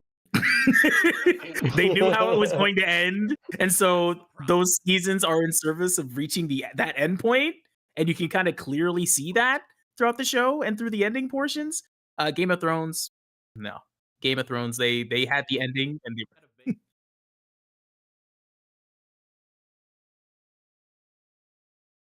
oh off track. Well, you know what? We got Star Wars. Wrap this up and get out of here. yeah, Yep. yeah. So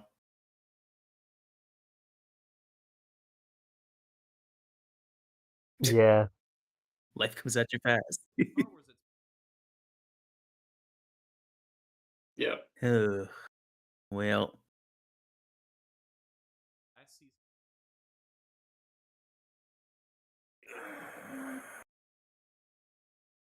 which is worse? I might have to give it to Rise of Skywalker, honestly. Ooh. Ah. Absolutely.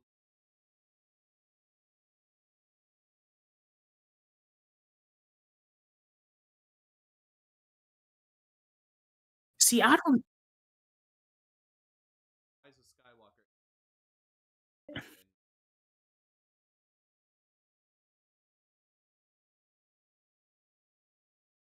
Yeah. it's how do I put this? How do I put this? At least with the ending of Game of Thrones, you know, as bad as it was, like there is a possibility that like those endpoints for those characters could have worked if they had not tried just thrown it out the door. You know? Like my issue with the ending wasn't so much the ending itself. It is kind of the ending itself, but like a lot of it has to do with like, oh, we got here how? I'm sorry, what? The, the decisions that the characters make to reach that endpoint are not very good. Whereas the Rise of Skywalker to me was like, oh, they're like, people are mad at us. Pivot, do the Yeah, safest man. thing possible to get the most possible money. Come on, and that's what makes it bad. You know? Yeah, yeah, I'm remembering. Mhm.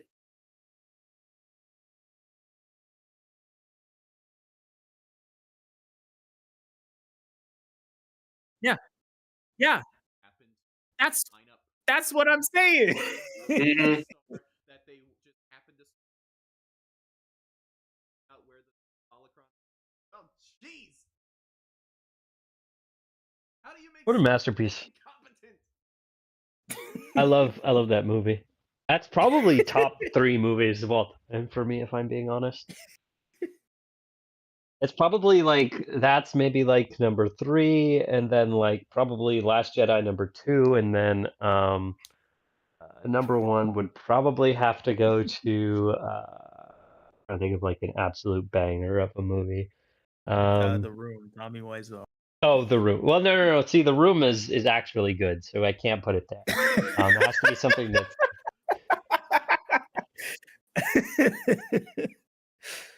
I don't know. Oh, I'll cook on that one for a bit.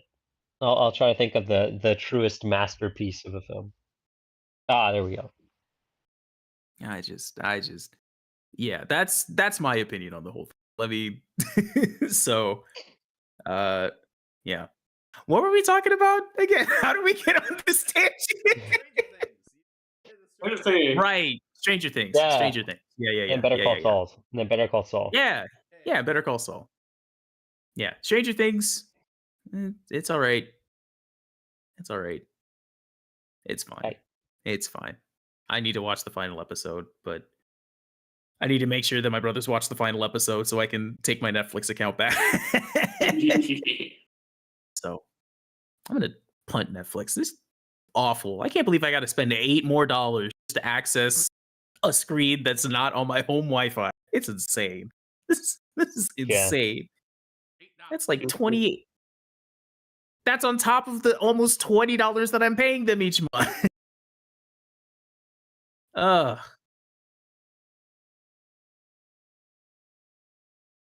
Oh Mhm. yeah. Ugh. Ugh. Can we? I don't know if I could ever say this. Can we go back to cable? Is that an option? Is cable an option at this rate? Okay. Mhm. So that's all the TV watching. I did watch a lot of movies over the last 6 months, and by a lot I mean like 5. But let me tell you about some of them. And gang, I'm gonna start off with a movie that I had been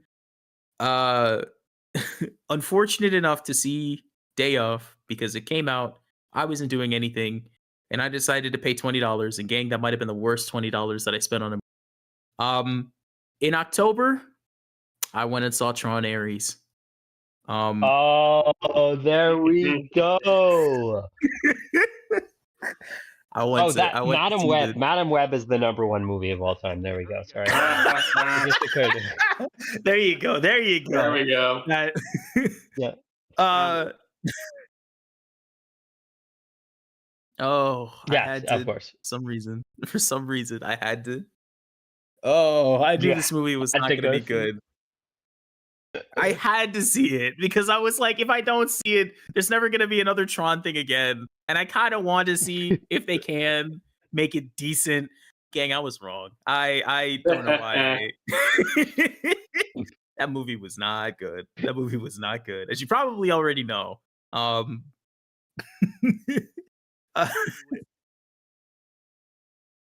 oh my god, the bro. I loved her. He's got the inverse Midas touch, where everything he touches turns to shit. At this point, Mhm. it's bad. Yeah, how long ago did Lord of War come out? No, same. You should say how long ago. Yeah, it talk came about out. it. You should say how long ago that came out. Because anything recently. Suicide Squad. Oh, that's almost a decade ago. That was actually Suicide Oh, Squad's actually yeah. the 0th best movie of all time. It's above 1. It's above 1, Yeah. you see. Yeah, so yeah, Tron Ares not good. Somehow everybody phoned in their performance. Jeff Bridges was there for some reason. I was like, why are you dragging this poor man out here? What?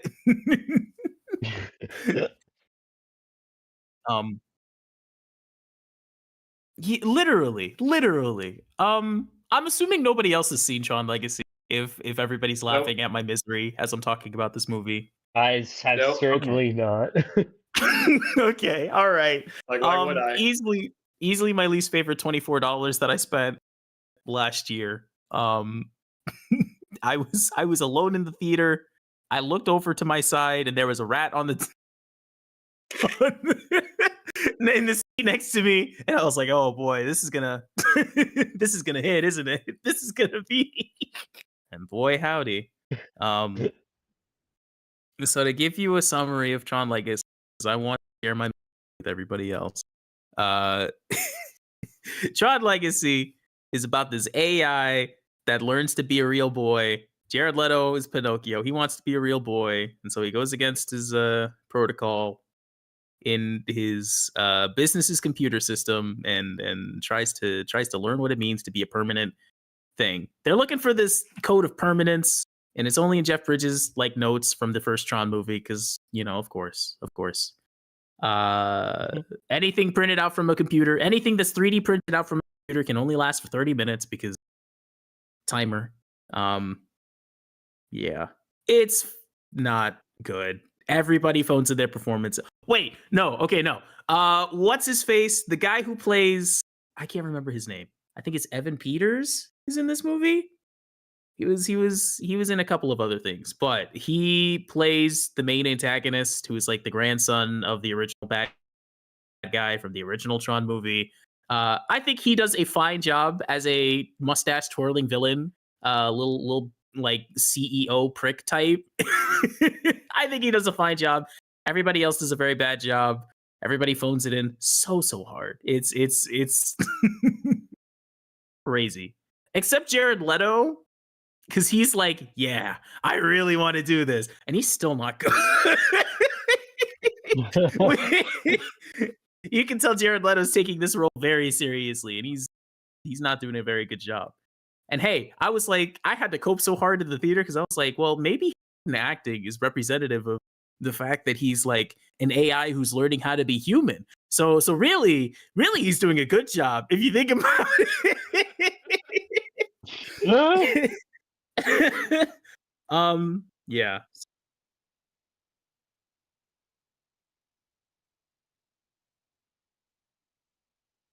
The fact that I have to think about it should tell you everything. So yeah, the movie not good. The best part of the movie, once again, is the soundtrack. Nine Inch Nails does a pretty good job. Pretty good job. I don't really listen to Nine Inch Nails like that, but hey, I think they did a very good job. Very good job. So if you have the opportunity to listen to the track, I do recommend that. I think that's good. And it's a shame because the Tron Legacy will be put on ice indefinitely, as reported by Disney after this movie flopped. So we're not getting any more Tron stuff.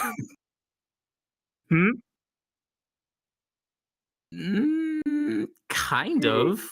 The problem is like the problem with this movie is that they remember in Tron Legacy where like the entire movie was in the grid.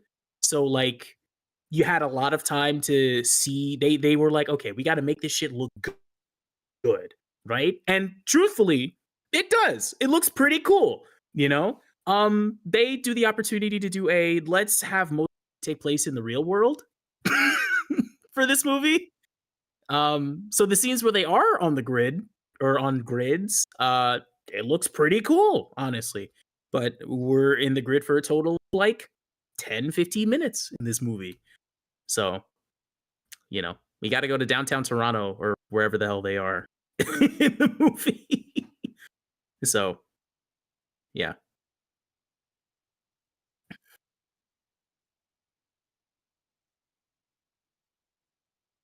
No. I mean, there's some cool visuals, like the 3D printing in the movie. It looks pretty cool. If you see the movie, no, they literally 3D print Ares and like a bunch of weapons. It's crazy.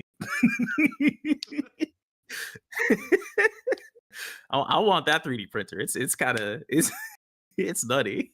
So yeah, yeah, Tron Ares was definitely one of the movies of all time. I can't believe this is we wait almost 15 years. Yeah, maybe this franchise does deserve to die at that point. So yeah, it's a shame. Tron Legacy clears. Hell, Tron 1, that movie clears. It's a shame. And that movie's kind of boring. I'm not gonna lie. Yeah. So yeah, shout out Tron, like Tron, I guess. Shout out Tron, I guess. One of the series of all time. They keep trying to make it happen, but I don't think it's gonna happen. Oh, okay. Did it though? Did it almost do it with Tron Legacy?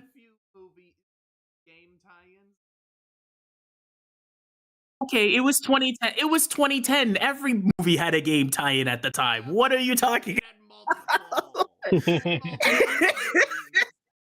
Were any of them good? Do you remember any of the games that came out around that time? No, they were kind of mid. Yeah. One was alright. The light cycle one that came out with the original Tron. Crazy. The arcade game. Yeah. Yeah, we're never getting another Tron. That sucks. And Daft Punk is gone too. Ugh, man. What's the point anymore? What's the point anymore? Maybe they could just bring back the Tron movies. Maybe they just bring back the Tron franchise whenever they're like, hey, we need to find like an electronic music artist that can score a film, and they just do that. Maybe. Who knows? That'd be cool. That's fine. Yeah. All right. So that's enough about that. Gang, I'm done talking to you about bad movies. Now it's only time to talk about the greatest movies of all time because they've made billions of dollars. Gang, when I went home for Christmas time, my brother came to me and he said, I want to see the new Avatar movie. Do you want to see it with me? And I said, sure, but I'm going to be real with you. I skipped the second one, and it's been over a decade since I saw Avatar 1. So I'm going to be kind of lost if we don't watch those two movies. And he said, well, no worries. We can watch we can watch those two on my Disney Plus account. So over Christmas week, I had a marathon where I watched all three Avatar movies back to back to back. So if you ever wanted to see what I think of the Avatar movies, well, here we go. I'm gonna break it down for you. Recorded for posterity. Let's go. So starting with Avatar 1. Gang, Avatar 1 is fine. It is a fine movie. It is a fine film. As you all probably know, Jake Sully goes to planet, gets a body that's an avatar, becomes ingrained with the Na'vi people, and then is conflicted by his whole, oh no, I like the Na'vi. They've included me in their society, but like I'm told that I need to be a part of the military. What should I do? And he's like, well, this girl in the tribe's kind of bad though, so I think I'm gonna just stick with them. Maddie. Hold up. He's like, hold up. So yeah, Avatar, what is there to say? The movie is 15 years old. There are some, it's still, how do I put this? It still looks good considering it came out in 2010. Mm-hmm. There are points where it does look like a PlayStation 2 game. Well, not a PlayStation 2 game. There are some points where it definitely does look like a video game. But for the most part, the visuals still hold up. The story is whatever. It's fine. You know, it's interesting.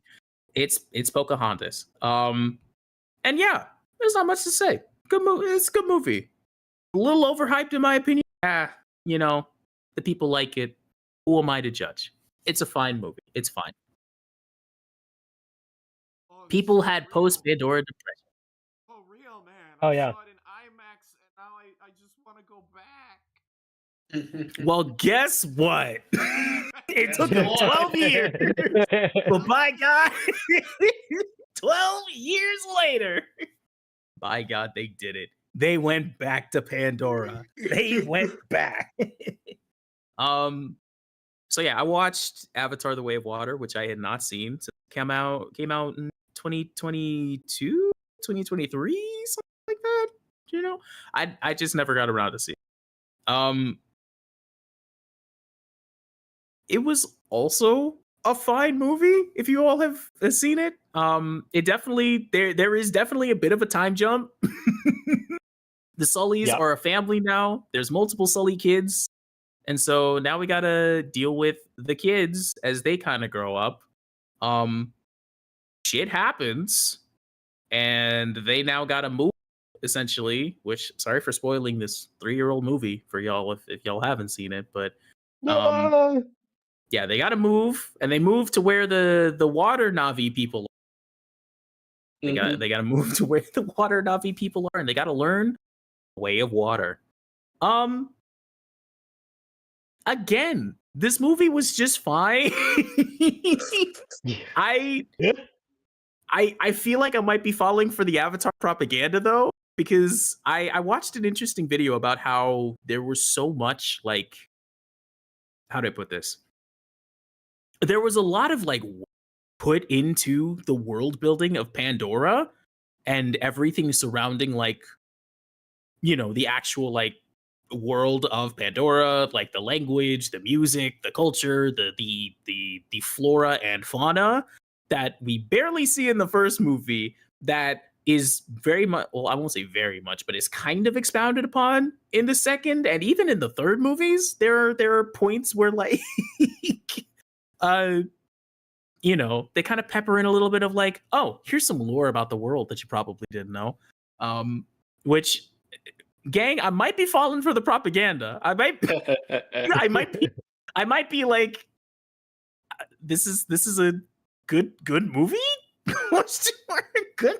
These movies have lore that I'm interested in. What?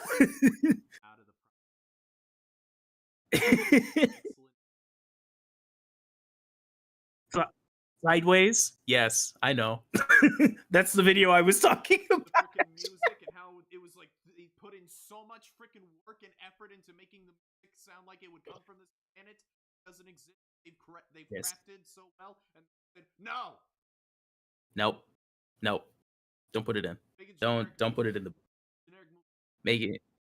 Yep. This new movie is scary.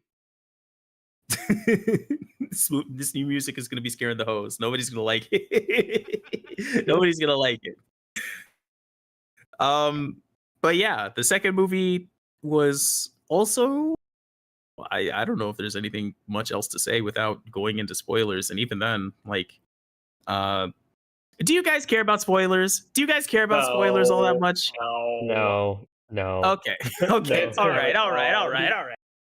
The main antagonist of this movie, believe it or not, is the same guy from the first movie, because, as they explain in the movie, he didn't die in the first movie? He did die in the first movie, but they saved his consciousness on a floppy disk. And remember how they were making avatar bodies for people that cost trillions of dollars? They put his consciousness, they put Quaritch, I think is his name, his like save back up into an avatar body. And so he wakes up on Pandora in an avatar body and gets the lowdown like, hey, you're me, but like not me, because I made a save point with the government and they put that save point in a Na'vi body. So now you gotta find Jake Sully if I die.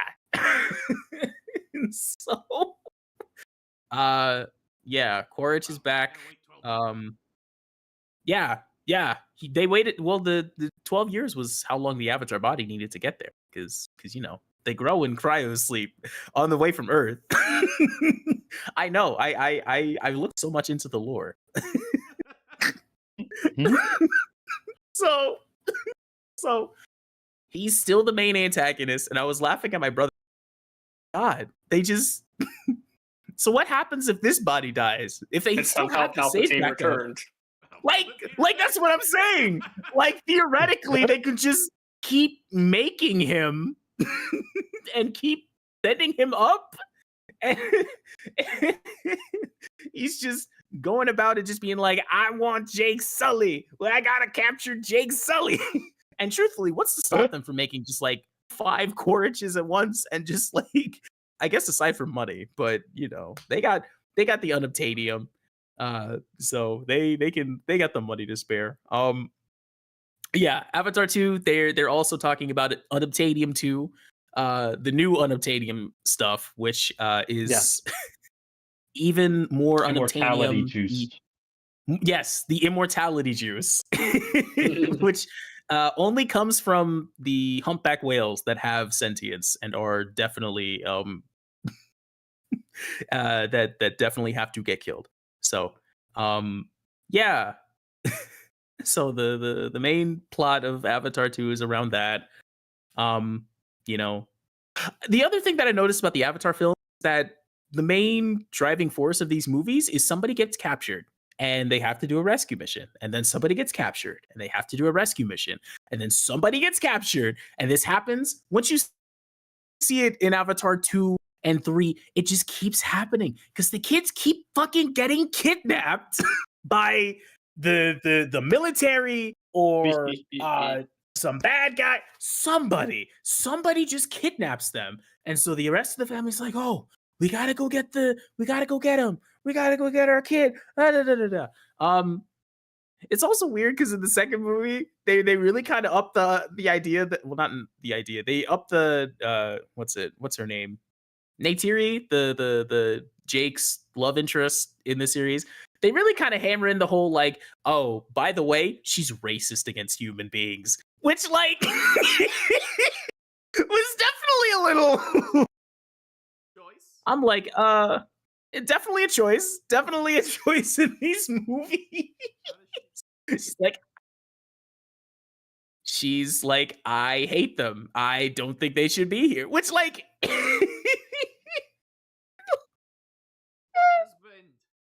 no, that they make a point of that. Jake is like, what? You know, I'm one of them, right? I'm like, oh God, are we doing this? Are we doing this in this series? we gotta address racism. We're gonna beat racism. Yeah, but wild.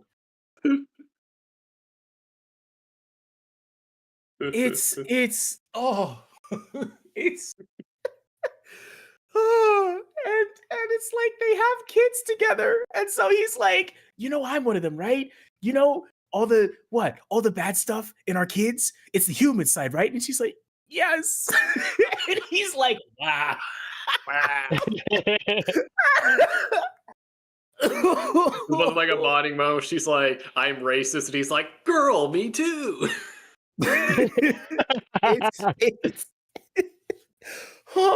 It's certainly a decision that they decided to make in these two movies. I guess, which brings us to movie number 3, Avatar: Fire and Ash. Gang, believe it or not, this movie also just fine. It is okay. I'm noticing a trend. You're noticing a trend here? Yeah, I am too. You know what the other trend is? These are too goddamn long. Avatar: The Way of Water could have saved like a solid 30 minutes of its ending because things had to keep escalating because somebody would get captured and then they get them, but then somebody else would get captured and then they get them, but then something goes wrong in the rescue. Oh no! And then somebody else gets captured. Somebody else gets captured. Somebody else gets captured. Nothing every single time. And then there's got to be like this fiery showdown between Jake Sully and Quaritch as Quaritch yells at the top of his lungs, I want Jake Sully. He doesn't say anything else in the movie except that for some reason.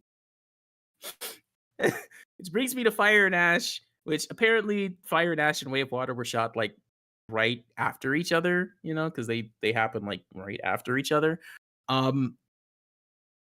Again, I'm assuming y'all okay. Again, slight spoilers to you guys and to our bots who may have not seen Avatar The Way of Water or Fire and Ash. One of the main kids dies, unfortunately, in the final showdown of the last movie. And so that kind of leaves a hole, and it's like, oh man, our oldest son, he's dead. He's dead now. Oh, it's so sad. We miss him. And it's kind of like the second son's kind of his running theme. He's like the fuck up of the family, and you know, is trying to do things, but like things keep getting fucked up around him. There's what's her name? There's the daughter of the Avatar that was Sigourney Weaver's character, who shenanigans happen because the god of the planet decided like you need to have a kid even though you died in the first movie. So she's here now, and the Sullys took her in. They have a youngest child who keeps getting kidnapped. Truly, the youngest kid is the one who keeps getting kidnapped. I'm sick of it at this point, but like, whatever.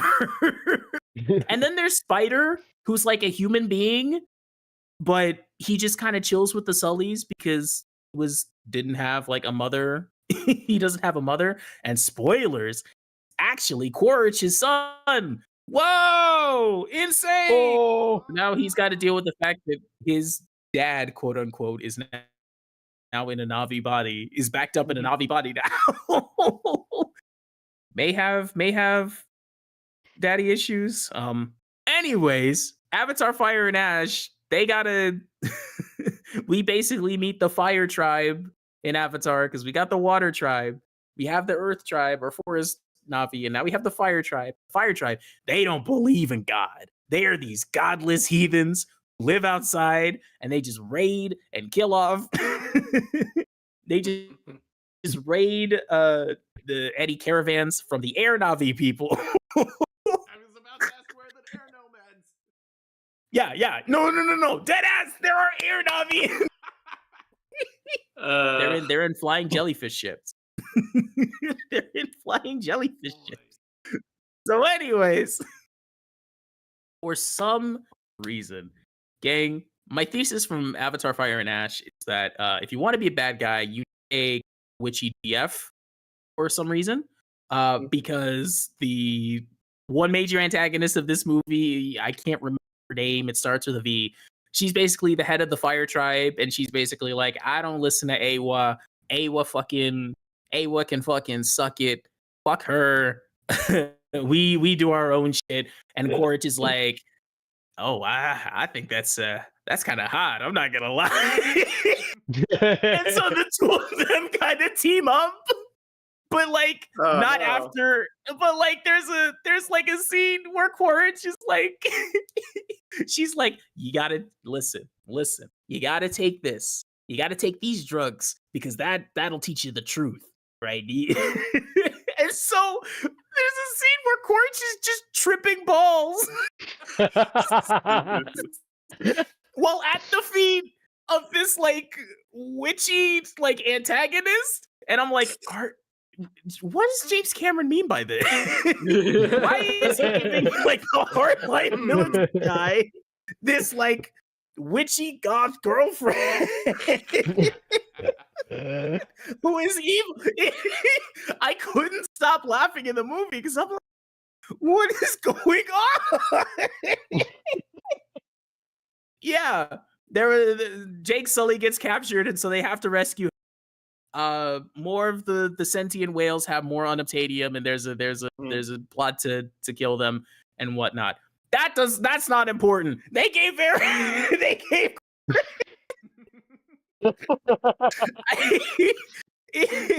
it was one hell of a. I swear. I don't remember anything else about that movie except that. That was my favorite thing. That explains the memes I've been seeing. Yes. There are quite a few of them that I've seen going around. Because truly, they are the best part of the movie. Not even gonna lie. They're kind of the best part of the movie. The movie itself is fine. Very much a continuation of the last one, but you know, if you're not invested in the Avatar series like I am at this point, you're just it's fine. There's nothing in this movie that make you there's nothing in this movie that's gonna make you a believer, truth. Yeah. It feels like I've been talking for the last 30 minutes about Avatar, so I would like to stop talking about Avatar, if that's good with you. completely fair. These movies are a trip. I can't believe the next one doesn't come out until 2029 because I feel like I'm stuck on this right now. I feel like there's no way off. Unfortunately. We still got two more. We still got two more. God, and the next one doesn't come out until 2029. Are you kidding me? They're going to like resurrect James Cameron's corpse because he will almost certainly be dead by the time the fifth one comes out. They're gonna back up movie. They're gonna back up James Cameron's consciousness floppy disk and then have real Na'vi bodies that they're going to upload him into. That tracks. James Cameron's gonna be 9 feet tall. And blue. And blue, yeah. Yeah. Exactly. So yeah, That's those are the Avatar movies.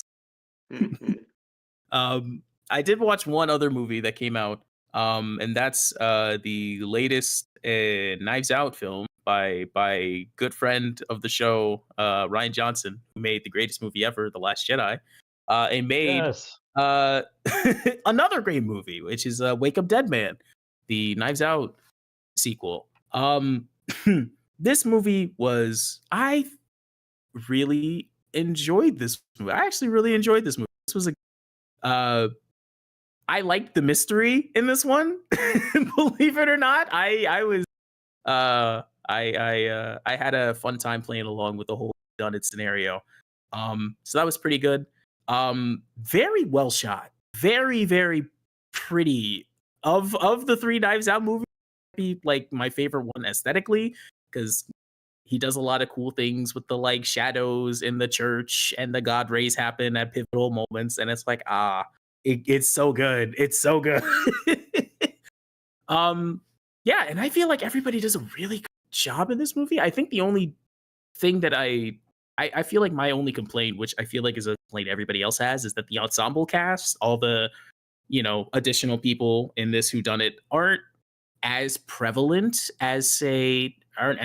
or as like fleshed out as like some of the characters in Knives Out or even some of the characters in like Glass Onion. I still think I like this one a bit more than Glass Onion. I don't think it's as good as the first one personally, but I still think it's pretty good. It's pretty good. Very how do I put this? Ryan Johnson maybe did not have a great experience in church, and it very much showed in this movie. Definitely has Benoit Blanc go on a Reddit r8/atheism rant at the very beginning of the movie, which I kind of had to roll my eyes out a little bit, but otherwise I think it was still pretty good.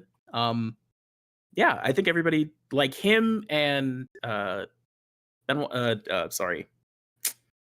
Oh my god, why is his name escaping me? Is his real name isn't Benoit Blanc or James Bond? What's his Daniel Craig? That's it. Daniel Craig and the guy who plays the main, I think his name is Josh O'Connor, is the actor who plays the main guy. Both of them do a very good job in this movie. And even some of the bigger members of the ensemble cast do a very good job as well. Yeah, good movie. Good movie. I still recommend you check it out. Even with the maybe he gets a little too edgy sometimes with the like religion thing, but I think overall it's still a very good film and it has a good message, and I think it has some great moments as well. Definitely balances the funny with the tense and the. I still think Ryan Johnson's got it. Some of y'all might not be believers. I still think he got it. Wake Up Dead Man was good. I think it was a fun. Yeah, so that's all that I've been watching. Oh my god, I still have other. Okay. Let's just speed run through all the stuff that I've been listening to. I've been listening to a lot of music, especially recently. Some standout artists recently. I started listening to a lot more D'Angelo after he passed away, unfortunately. I've been getting a kick out of his last album, the Black Messiah, with him and the Vanguard as his backing band, as he called it. Good album. But like he has 3 albums, all 3 of them are kind of goated. So like, you can't really go wrong whatever you listen to by D'Angelo. R.I.P.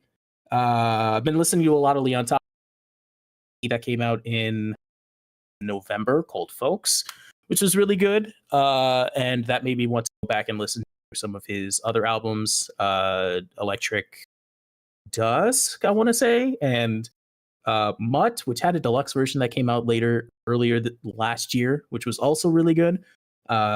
So far, he has not missed. I highly recommend y'all check him out. More in the realm of R&B, been listening one of my favorite artists, Elmine. He released a mixtape earlier this year as well. I wasn't a fan of it at first compared to his last EP, but the more I listened to it, the more that I really vibed with it. So it's definitely kind of risen up the ranks. I still think I prefer his last EP that he did before to this one, but I think this one is still very, very good. He's releasing an album, Lord willing, this year, so fingers crossed. Hopefully it's going to be really good.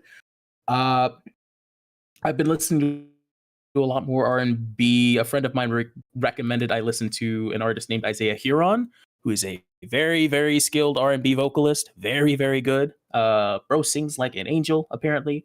And my friend is upset with me because I missed his concert. And she was like, this was like the best concert that I went to ever. You should have been back here. So I've been listening to more of his album. I'm not gonna lie, he's a very good vocal. I gotta give it up. Pretty good. But yeah, those are some of the albums that I've been listening. A couple of other things, some year-end breakdown, Spotify Wrapped, and all that great jazz. But listening to a lot of artists that I missed out on this year, like Rochelle Jordan. Some friends of mine were recommending that I listen to Geese. I listen to Geese. I'm not the biggest fan of Geese, so I feel you. or not Geese. I feel you. I tried. Yeah. I tried to get into Geese. I was not. Yeah. Okay. All right. I thought it was just me. I was like, okay, this is not. I guess it's just not my cup of tea, honestly. So, Yeah. But I've been listening to a lot of other stuff as well. So that's been pretty nice. So that'll wrap up everything that I've been listening to. Other stuff / life stuff. I got a new camera lens, which has been nice. So I've just been kind of going around and taking more pictures. Not as much as I would like, but now is kind of the optimal time to go on some photo walks when it's nice and sunny. So hopefully I'll get more good use out of that, which I'm excited about. Back in October, there was a how do I put this? There's an event that they do around in DC. There's a music school here that does this cool thing called a flash band, in which people sign up. People that also sign up, you select your instrument that you do, vocalist that you do. You then go around, find people that also either play a similar instrument or play like a different instrument, and you then have a month to practice, and you play in a band for one night only. And so I decided to dust off my bass and do that last October. And we had a concert in early November, which was really fun. It was a really, really fun experience because I got to, play on stage for the first time in years at this point, which was an awesome, awesome time. It was a really fun experience, and playing bass was, I definitely missed it. So it's having that under my belt. I definitely want to do another one. The one that we did was country themed, so I got to listen to a lot of country songs. Having to do research might have made me into a believer of country because I didn't listen to too much before this. I still don't listen to it as much, but now I'm like, okay, country. There's some good country out there. there's some good stuff out there. So, I'm excited to hopefully do another one. And hopefully, one of the goals that I want to try and do this year is I definitely want to just play again in a band at some point in the DC or DMV area. So, putting in more work into bass guitar, and hopefully this year I can do some more playing, which should be exciting.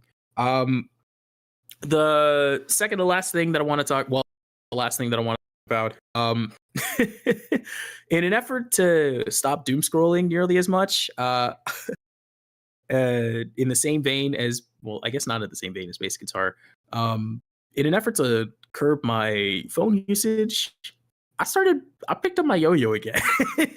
I kind of started going back to yo-yoing. And this was partially inspired because in the DMV area, there's actually a yo-yo club. And so I've been to it a couple of times.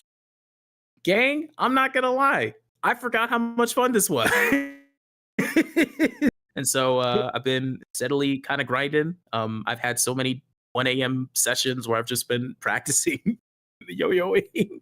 And it's fun. It's a lot of fun. It's really something that I've been kind of grinding on and been practicing a lot. So I've already learned a lot of new tricks the last couple of. So Alright. exciting stuff. Probably be doing more cool stuff in the new year, but yeah, it's been nice to kind of meet with other people who yo-yo and just fun to get back into the swing of things. So yeah, that's a lot of fun. So that's the last major life thing that I wanted to talk. The only other thing that I have is that this coming weekend is going to be MagFest. So I will be out there again. Going to be doing the community orchestra hopefully again. So I might drop a link at some point, and y'all might, if they're streaming it during the actual event, I'll just let y'all know. So you can hop in. We got some pretty good hits coming in this year. So tune in. But if you can't tune in, we'll probably have the VOD of it at some point in the next few months. So yeah, other than that, that's about it for me. I've been talking way too much at this point. Oh, you're So fine. A lot to catch up on. that's true. Yeah. That's true. There was a lot to catch up on. I did need to spend 30 minutes talking to you all about the Avatar movies. Yes. It was very important I that you love all to do. hear it. I'll come back to y'all Yes, in I 3 feel years like once I don't a- even need to go watch Avatar now. You don't. Truthfully, you don't. Truthfully, I still will because I it want to has see the enough scene money. with him tripping balls. It's really funny. It's so funny.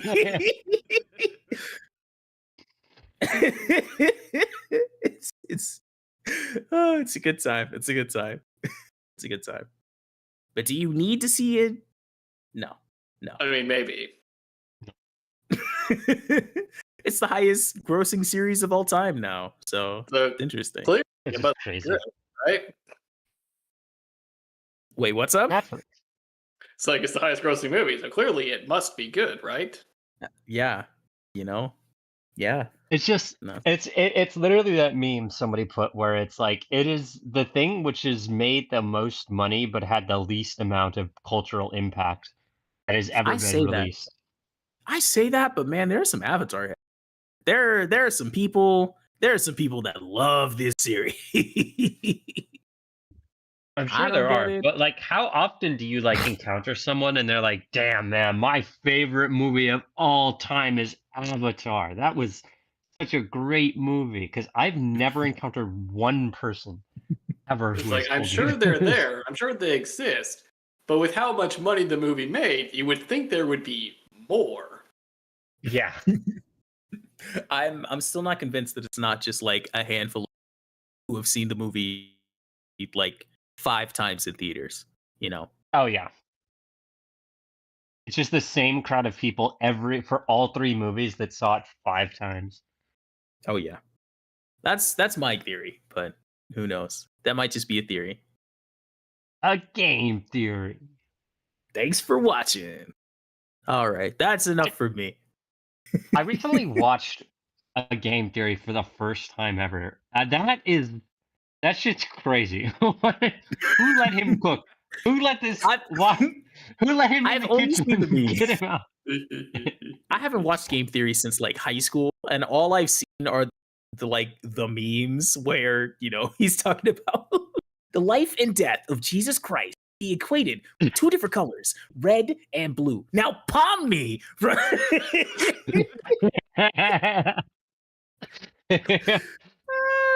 It's I watched the one They're on incredible. how the toads are actually parasitic organisms.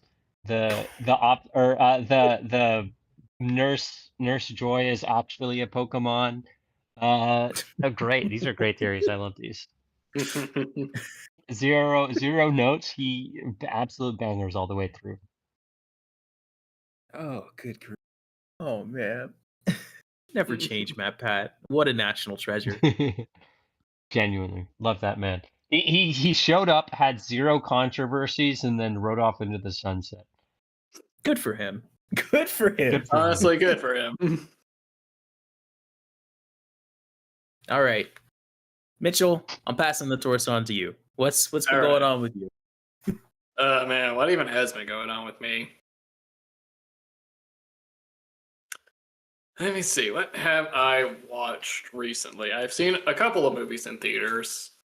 Over Thanksgiving, me and my parents watched John Wick 4.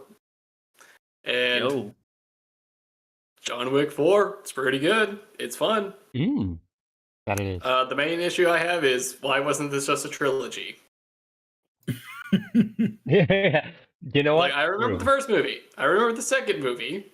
I've seen the third and fourth movie. Why did we have a third movie?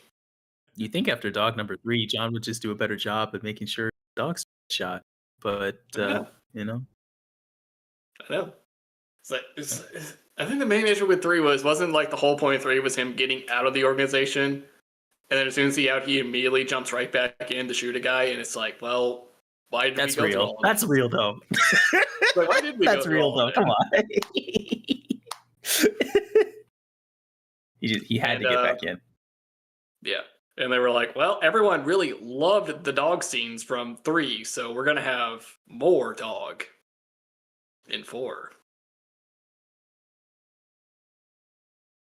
Oh, Yes. Yes. Yes, a whole lot more action scenes involving dogs biting people in the balls. Oh yeah. And I'm like, listen, John Wick, I get that. I'm sure it's very technically impressive that you can train a dog to do all of this stuff. But Not particularly interesting to watch.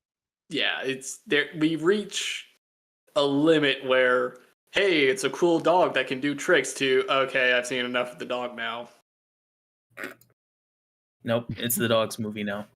Yeah, it's the dog Sorry. movie. It's like the dog and the handler are a very important, like, antagonist throughout the fourth movie. So yes, there is a lot of dog. And I knew that they made like a ballerina, like the spinoff set in the John Wick universe. And I'm like, well, I can see why they want to keep making John Wick movies. I also see why they can't just make more John Wick movies. Yeah. You gotta shake things Try up. not to spoil too much, but there's a reason they're setting movies in the world of John Wick without starring John Wick anymore. Yeah. Mm. I've also seen John Wick 4. But yeah, fun movie, fun series. Yeah, I'm kind of glad we're done with it. I feel like it's a good place to end it. Yeah. On to other movies that I've seen. I watched Zootopia 2 in theaters. It's a fun animated movie. I enjoyed it. It's fun. It is kind of just the same plot again, though. Yeah. Utopia. It's Racism is bad. racism is bad. It's instead of Okay. carnivores and herbivores, it's reptiles and mammals now. But it's the same plot. Maybe. What? That's a controversial That's statement. crazy.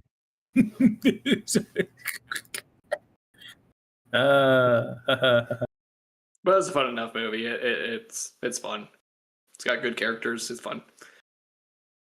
So yeah, like Zootopia 2, all in all. And then I also got dragged to see Anaconda in theaters.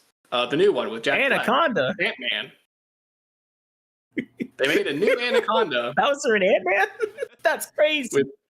With Bowser and Ant-Man. It's it exists. That's a movie that's real, and you could go see Oh, it. that's true. You I could. I forgot that existed.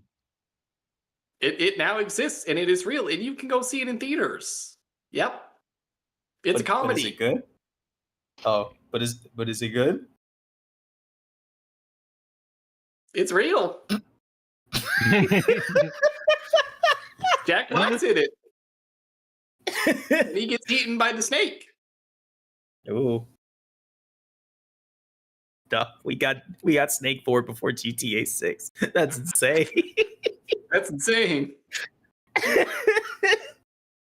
But yeah, the whole shtick is that Jack Black and Ant-Man are in a comedy. Everyone else is in a horror movie. It's that shtick. It's a movie that exists. It's yeah. Moving on. Okay. And that's Anaconda. Moving on. Let's see. The things that I have played. I played a little bit of Monster Hunter with Jordan every now and then. Woohoo! That's Woo! right. Yeah. We've unfortunately reached that point where it's like, well, Jordan, we got to start the grind. Yeah. Either we grind for Yeah. parts or we grind for armor spheres, because you are just getting one shot, unfortunately. I'm sorry. Final Fantasy V was taking all my time. Yeah. Well, good news. There's a new game that you can take up all your time. Monster Hunter World from 10 years ago. Woo! Yeah, unfortunately, we're just at that point where it's time for new gear. All right. It's part of the grind. Well, time to get to it. Nose to the grindstone. Yeah. But yeah, Monster Hunter is fun. Played a little bit of Night Rain with Nelson, and that's fun.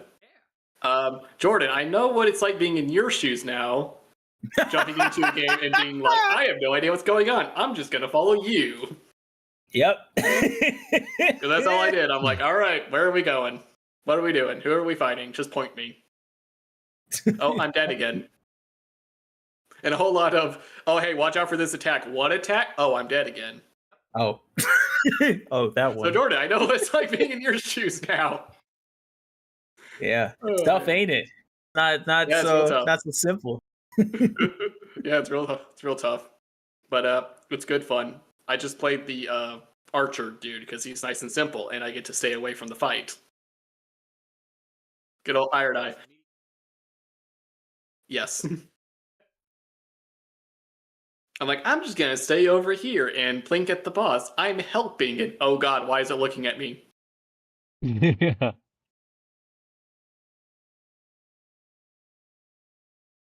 Where is he? Yeah, no, that definitely happened while we were playing. I was targeted for like a good, it felt like a good solid 30 seconds where I'm just like, oh! Just literally running and dodging for my life. But yeah, good fun. I will definitely have to do some solo runs and try out some of the other characters, because apparently 2 new ones got released. Nice. And I did get the, the collector's edition or whatever, so I should have the DLC included. Yep. So I will definitely try out some of the other characters and see if there's any others I like. But so far, I'm kind of like an Iron Eye. It's just nice and simple.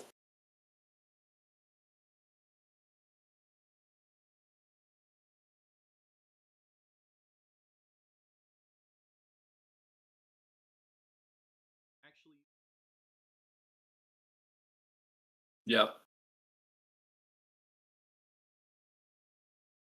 Yeah. I try and use it consistently until I'm being targeted, in which case I'm just gonna try and live. Oh. Okay, you think I'm good enough, though? You think... boss gets Yeah, I did try that a few times. What usually happened was that I went right through the ankles and didn't actually hit it, so... work in progress. I'm getting there. And let's see. Other games I have played. I picked up God of War 2018 again, because I've beaten the story. I just had to beat the Valkyries and, grind Niflheim and stuff. Except it's been like a year now, and oh god, trying to do the stupid maze thing, but I don't remember how to play, was very rage-inducing. I was just like, oh god, I don't remember any of the buttons. I don't know any of my combos. Yeah. I feel that. But Yeah, it took a few days, took a few attempts, finally started getting it back down. Beaten a couple of the Valkyries, just slowly working through the rest. And yeah, when I remember how to play God of War 2018, it feels great. When you don't remember how to play, oh man.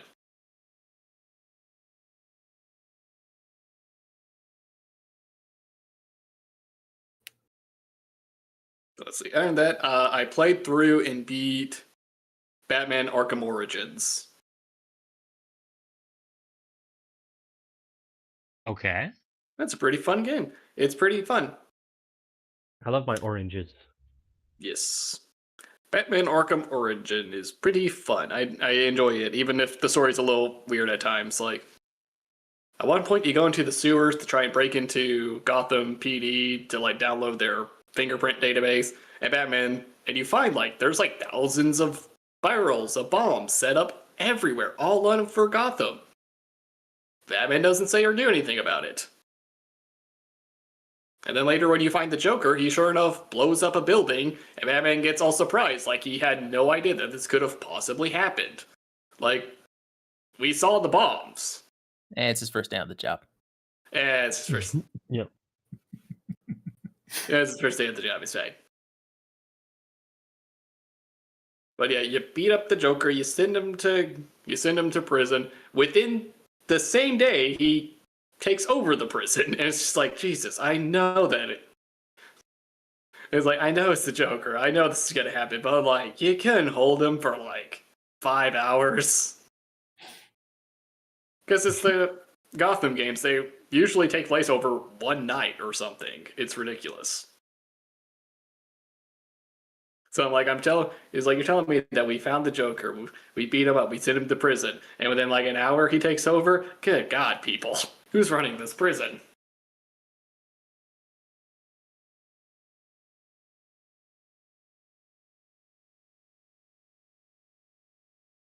But yeah. And then I also did the Frozen DLC where you fight Mr. Freeze. I like Mr. Freeze. Fun story as always. They really need to find a new way to do bosses that isn't just doing sneak takedowns while there's enemies in the room. Because, yeah, all the bosses are just the big boss running around the room, and you gotta do sneak takedowns on them until they give up.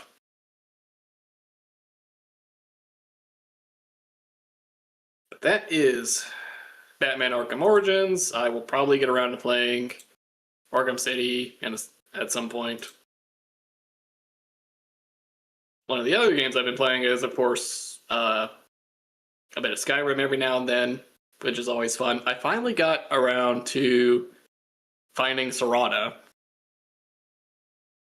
and starting that DLC story.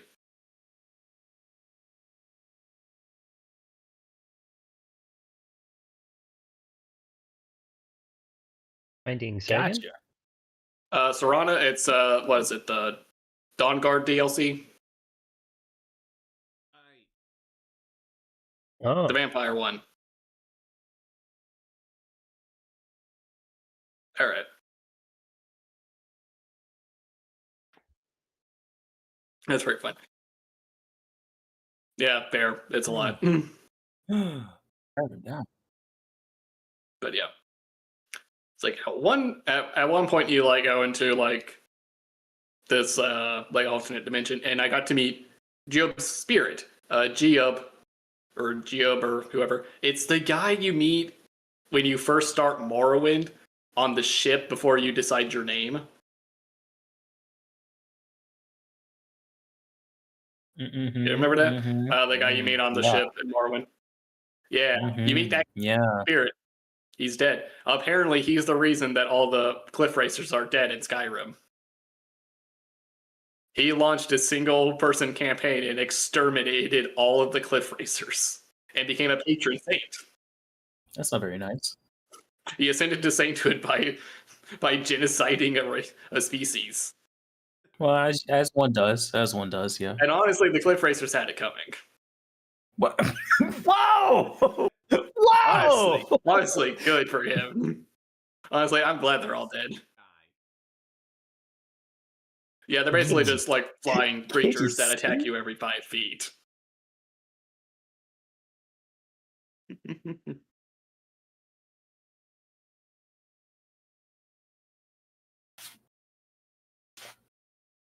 But yeah. So I say, you know, that's fun.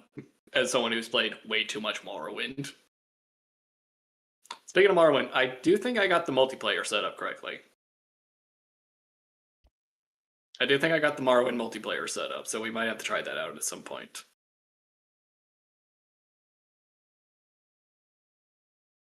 Yeah. But other than that, just kind of been busy driving around, visiting family for like Thanksgiving and Christmas and stuff, which is nice. And I recently bought tickets, and I'm going to be going back to Tapiche Reserve in Peru again in mid-February. Nice. So yeah, heading back to the Amazon.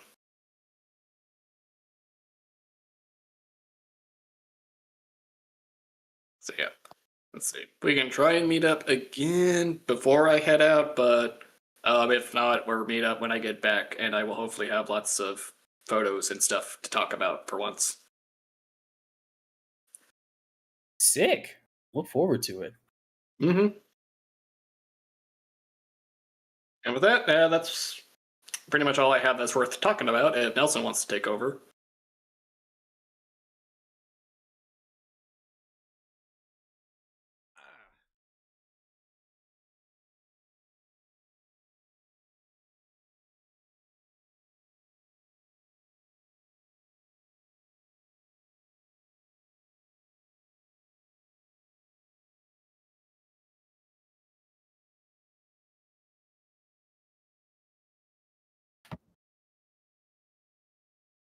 Uh-oh. But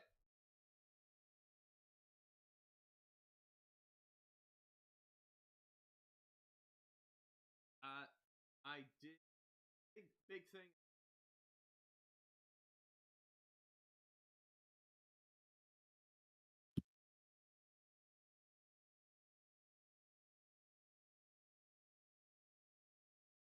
Harvey. Mm-hmm. Very fun.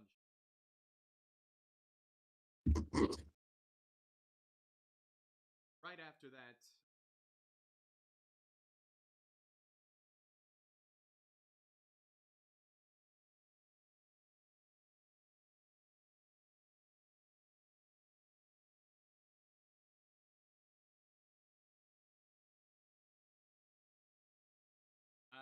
now we're Murder on the Orient. Nice.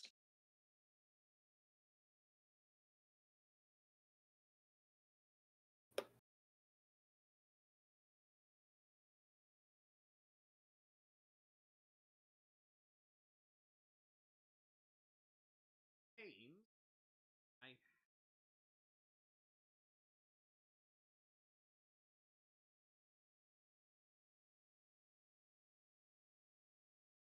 try to get all out lunch. Big giant.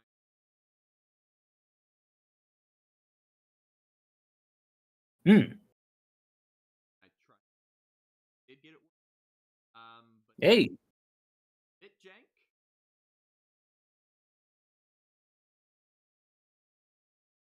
I might come back to it. Try just a regular mod pack for regular.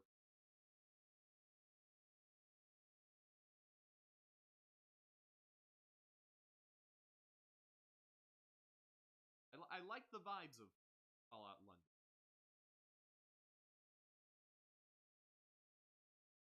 Hmm.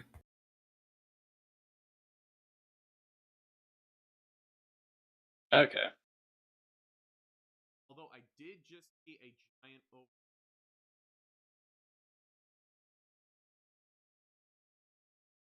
Oh.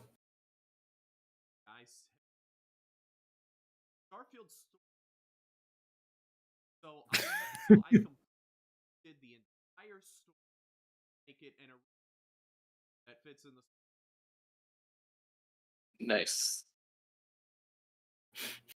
really said, It's like, fine, I'll just do it yeah, the myself. fans fixing Bethesda games.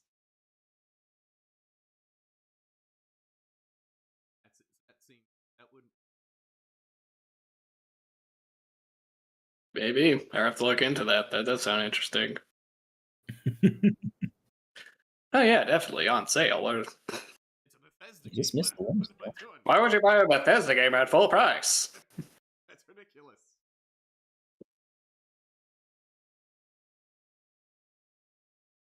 I did.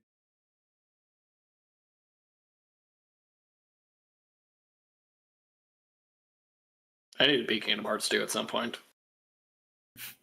It's a great game. I'm done with all the Disney worlds. I'm in the final stretch. I just got busy. I know. It's just I gotta mentally prepare myself, and I got busy. I got distracted. That's Rather than the main thing is I got burned out because I got halfway through the game on proud mode or on critical mode and then started over. yeah. So I got burnt out.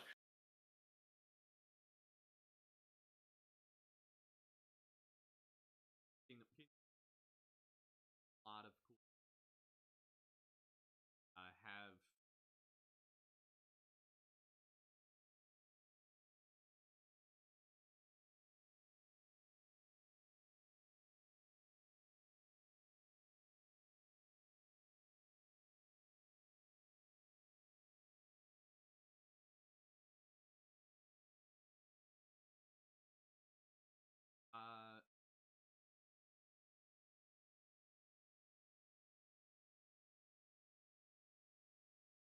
I've been playing a ton of.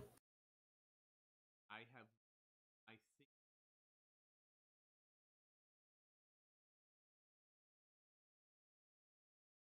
Nice. I've had have. That's not good. Because I've done like Oh. 10 or 20. Oh. Well. Hey, man.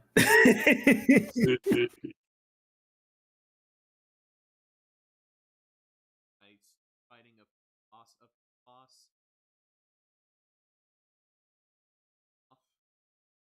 Might pass. Sounds about right. Can't rely on teammates. Finally beat. All right, circle's closing in. Gotta go for. Why is there? Oh, it's. Guys just. Nice. Oof.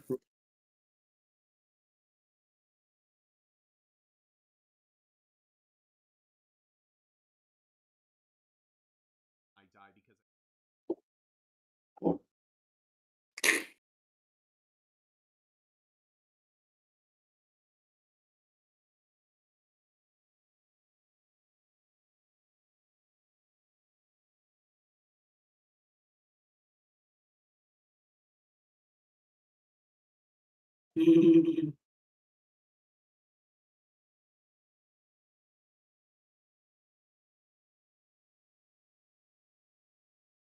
Right at the end. I run up to the castle. Death right.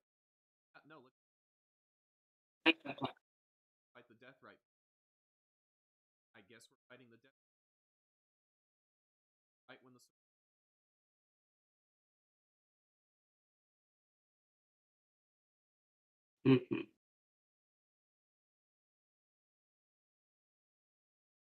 But the new characters are big damn.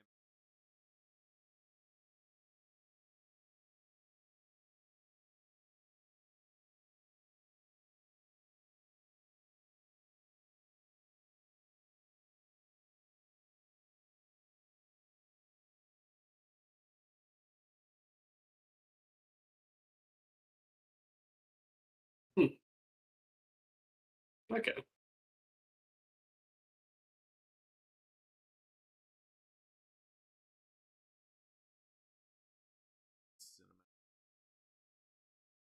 Expedition. Hey. Let's go. So I heard a couple things. It's winning I every think award. people kind of like it. I loved watching the Expedition 33 awards this year. I can't Oh, wait to yes. watch it next year. One thing I didn't like about the Yeah, yeah, I agree. Mega Man 12. Come on. Hello. they Get it haven't right, had Flip. a game in years for this franchise. Been waiting It's a awful to long Oh, think that Mega God. Man 11 came out 7 I've years ago, lost or my mind. 8 years ago. Half-Life Crazy. It was basically Gang. yesterday. Stop asking for Half-Life 3. Half-Life 3 isn't going to happen. Stop. Stop begging. Stop pleading. It'll never come to fruition. Well, Well, crazily enough, no, it won't. we know it is coming out. But probably will be a launch Silk title Song with the came Steam out. You machine. can always hold on to hope. No, I mean that legitimately. We know that they already made Half-Life 3. It is actually coming out for the Steam machine. That's like stepping outside of the bit for a second. We know it does exist and it is coming out, and it's coming out for the Steam machine. We just don't know when they're going to announce it. All right. anyway. Yeah. Great, I'm in Act 3. Mind break.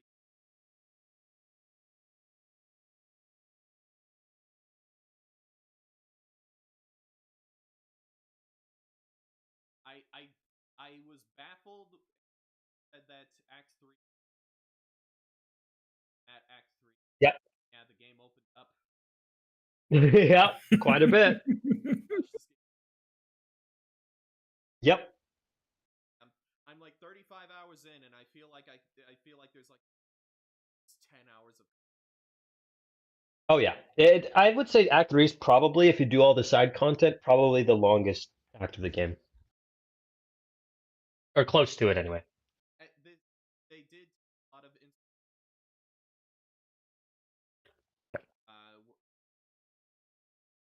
Huh? Yep. Huh? At any point, I can just.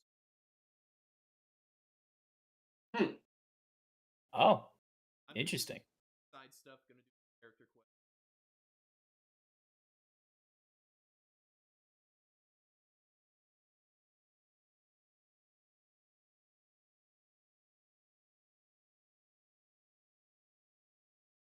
Taken off. It kind of sucks for me because I grinded my character so hard because I did basically all the side content in the game.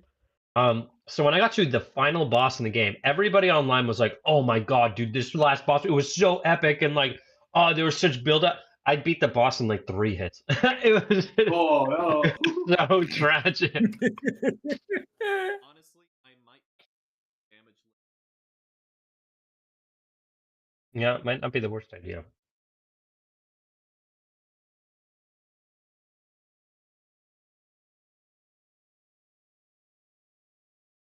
Well.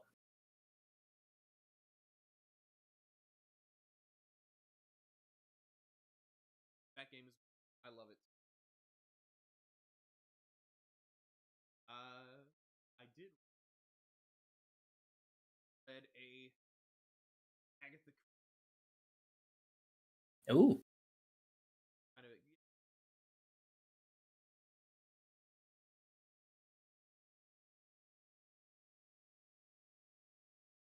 Poirot's on vacation, and then a murder happens. I can't. And I thought I had a decent idea. I did. Then I just had this.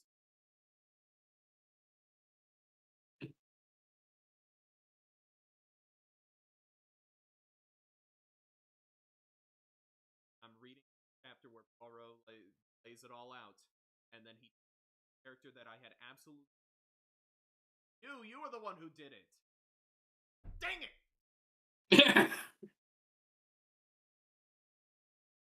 Stopped reading.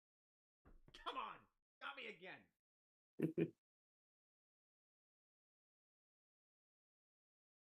But it's very good.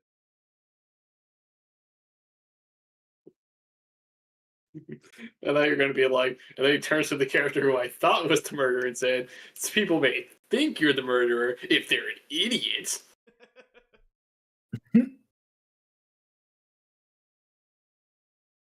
It Yes. felt very The similar close to peons. that.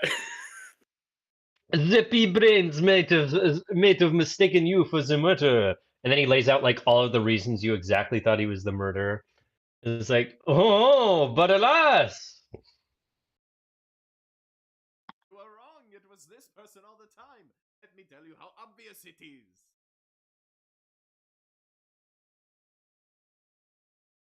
So, dang it. I was like, no! How could I have been so blind? How could I have been such a fool? Well.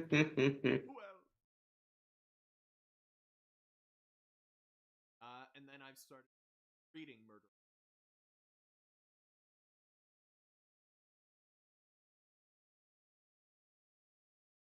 Nice.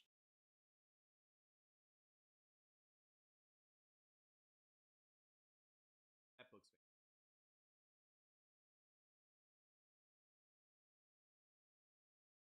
and then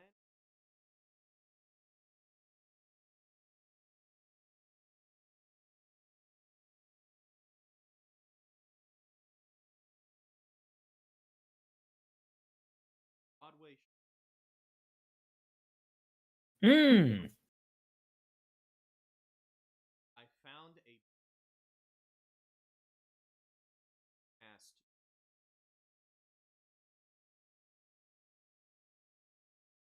Heck yeah. Highest.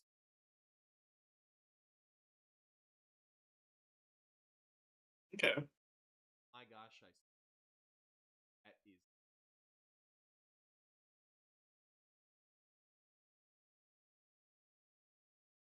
Nathan Lake. Absolutely. Matthew Broderick is.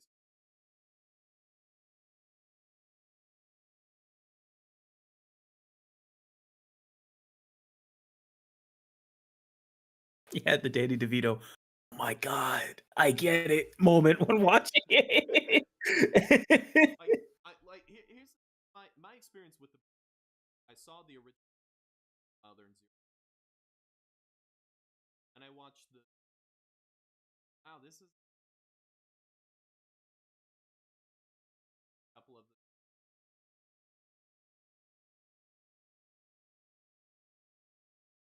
And I see. Oh, that's why. This is incredible.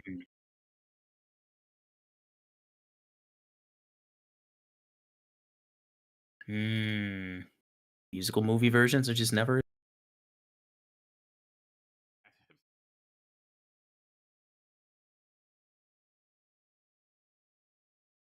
Yeah, with Wicked. Yeah, you didn't want to say it, but I'll say it. I'll say it. So brave. Honestly, brave. You know what? People say I'm the bravest, and I'm just saying, Zach. If you have that, you know, feel free to just if you if you have the link, like do me a solid and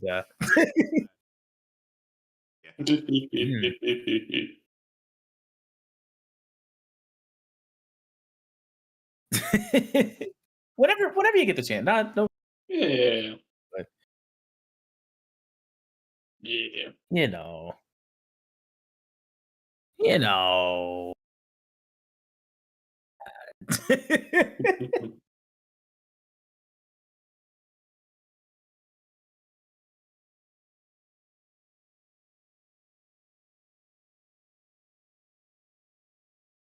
Can't do that.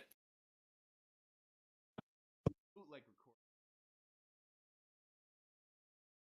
record. Well, you know, It's fine. It's whatever. Definitely just gonna save this for later. Thank you. Mhm, Hold on, let me just mhm, punch in mhm. YouTube downloader.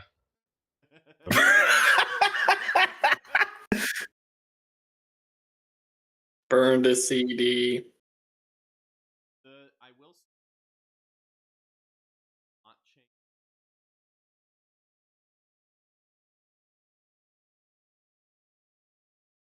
The ending of I like it, but Mhm.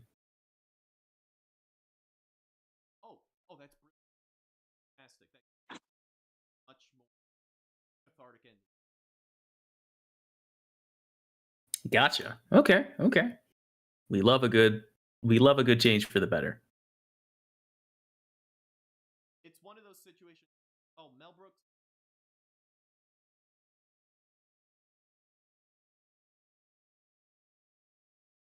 Mhm. Oh. Hmm.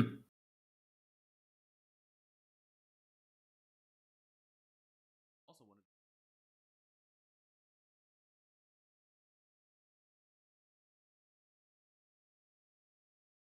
That he is. Yeah.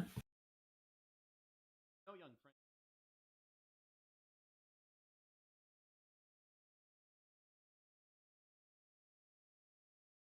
I have watched. I've watched a lot of.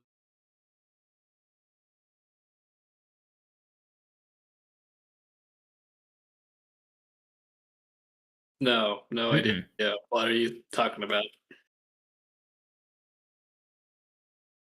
Ocarina.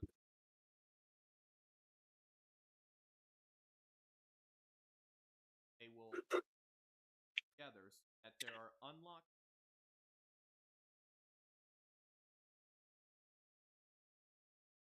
Mm. Have people playing the game. Ocarina of Time and Ocarina might be Dark Souls. Find it. It Hmm. automatically unlocks it. Time player. Yeah, I've seen them do that at ADDQ. They've done it like 2 or 3 times. Which is this week. Yes, I need to get caught up. Those are a lot of fun, and it's particularly fun when you have like Deathling. Everybody. Oh no. Oh no. And then it gets fun when you have someone Hades, and the Hades Oh no.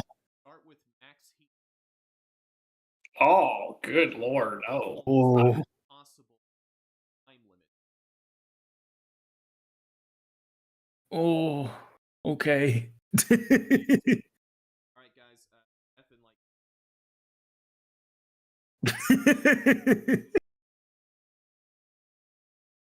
Oh, Hades.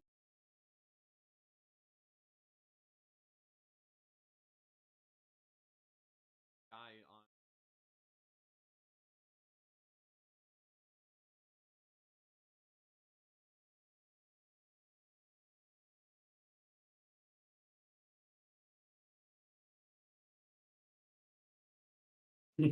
That's crazy.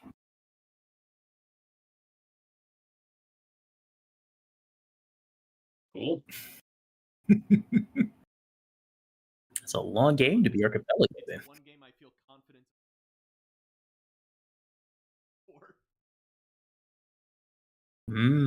Yeah, that works. That makes sense.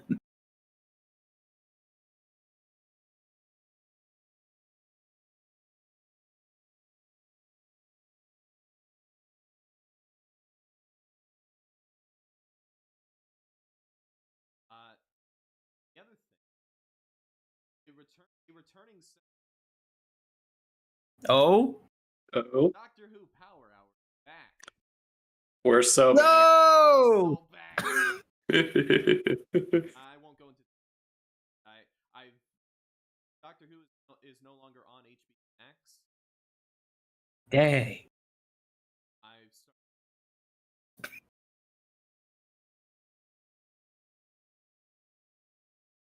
wanted for Christmas. I wanted to watch Doctor Who. Best Doctor.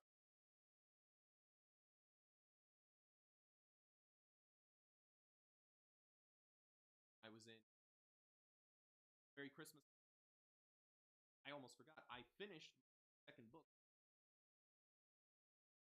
Oh, Cool. nice. Nice. Nice.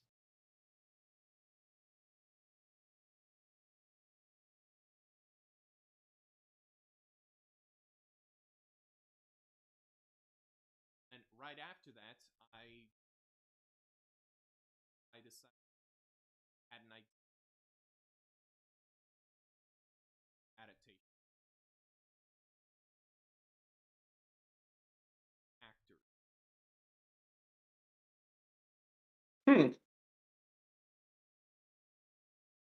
By one entire time, everyone else, guys in one, all the other characters, all sharing the.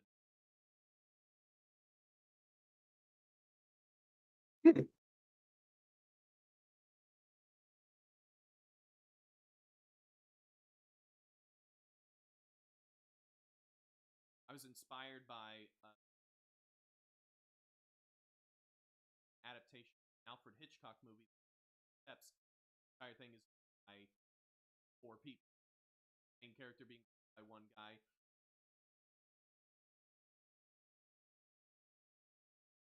Guys, cats.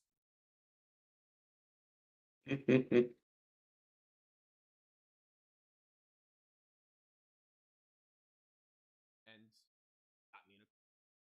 That's the Doctor.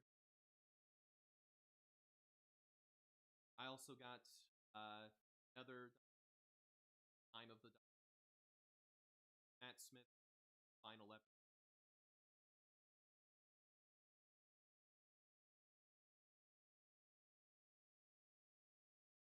And then for Christmas, I got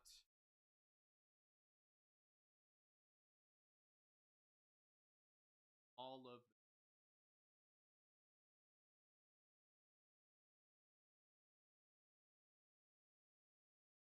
some of those I watched.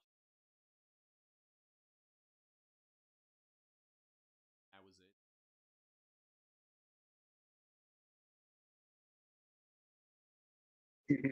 Not out of Eccleston. I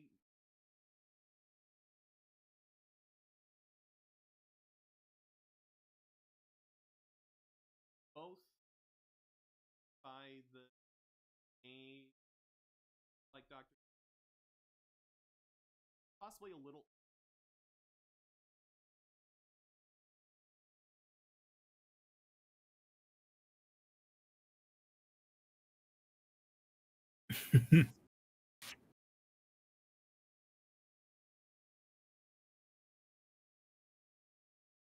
He has less bad episodes. Partly because Usually makes it better. it's total. Ah, well. Well, did get the opportunity to get bad. I like the episode where with the farting aliens. Can they bring them back? That was my favorite Eccleston episode. Can we get that one again? Oh, can I get the There's 2 more than episodes with the one? farting aliens again? There was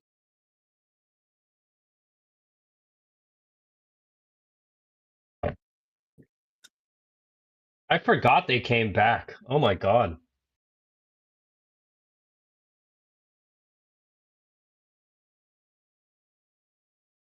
The Oh my heck is god. this series? and But the funny thing and the well thought out.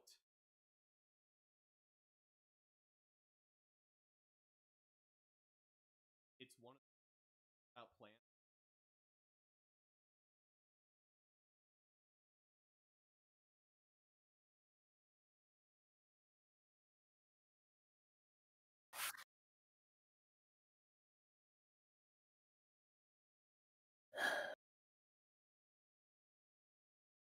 is one there. I will say there is one.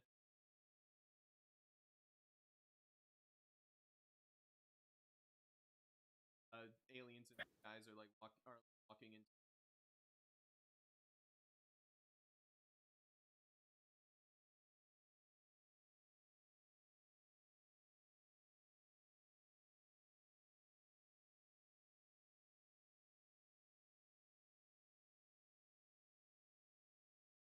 Naturally. I've been watching that, but I caught up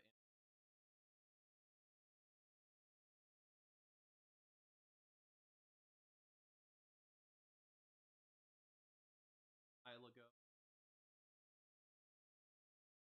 Last season, hyped up final season.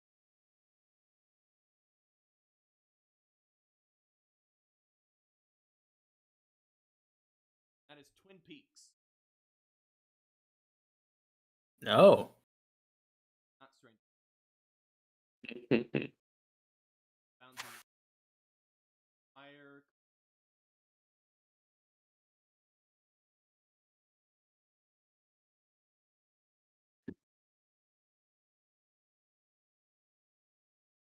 Already seen Firewalk. 90 minutes.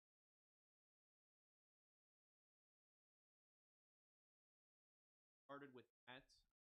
Watched the.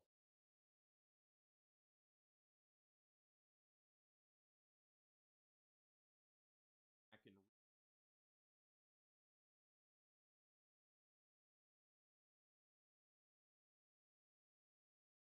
refresh myself on everything.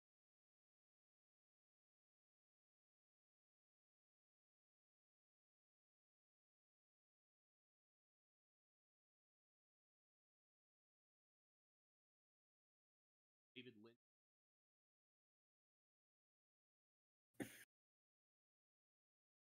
After that, 5 years after the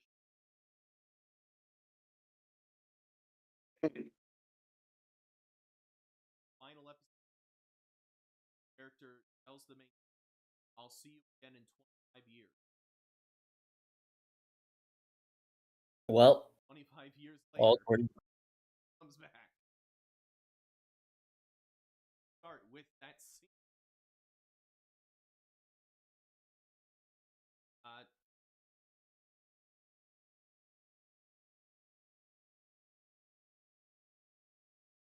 David Lynch.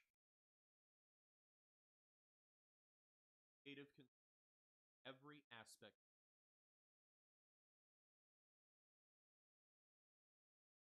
Guys being David Lynch. Oh, you're in.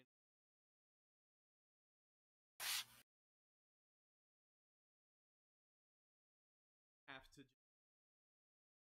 decide that day.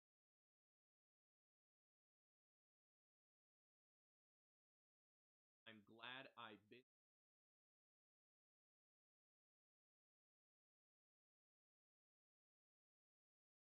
That would be.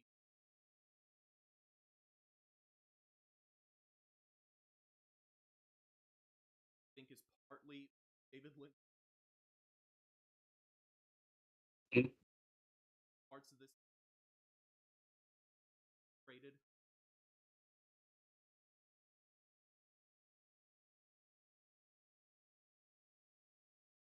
But I will at the end, I do satisfying.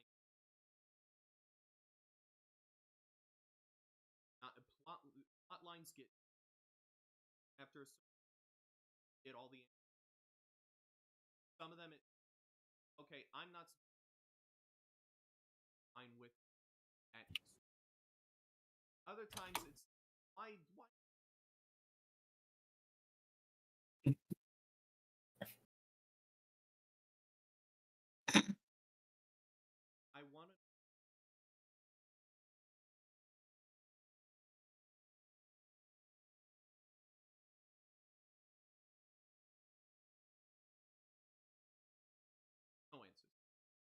just ends and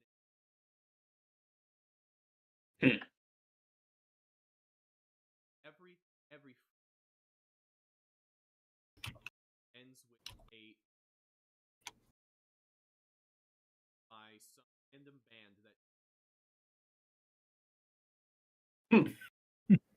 Okay. sometimes there's a bit of story along with most of the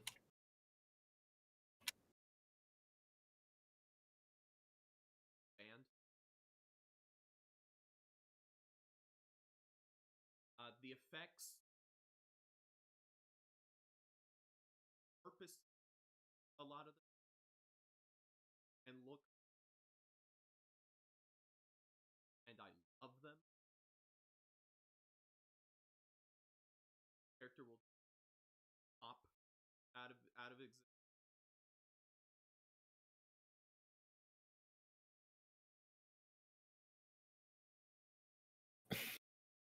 And it's not that the show can't do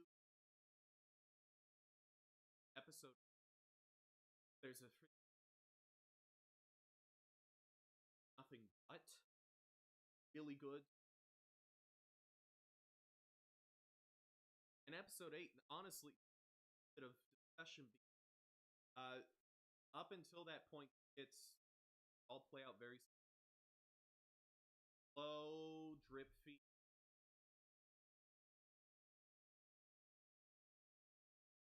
One little nugget of answer, and musical act. And with episode 8, you get a little bit of act, and you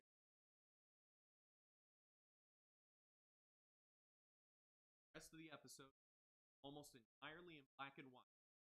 There, and I'll summarize. Happens. See the first test bomb. Mhm. Then you go to this town in oh,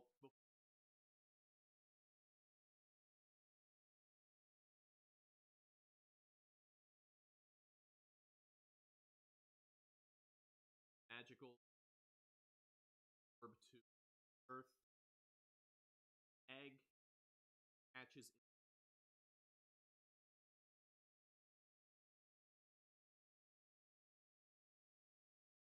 by girl who's a guy or like high school.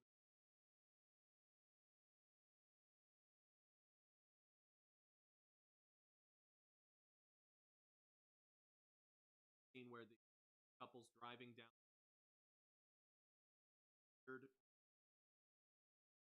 homeless birds.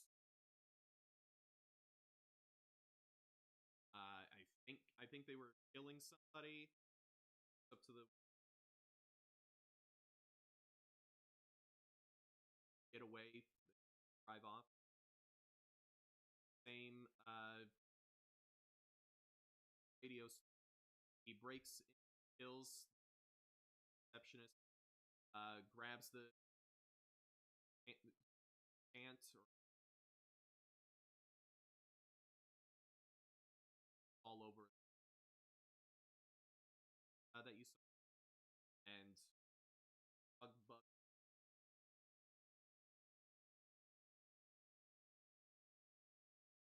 Ah. That's where the. So you know how I spent most of the time talking about all that stuff in the town? Mhm. That was maybe a third of what happened. Or two taken up by off the effects of the, and then very slow stuff in White Lodge or whatever. Walking in slow motion, floating something that I don't know.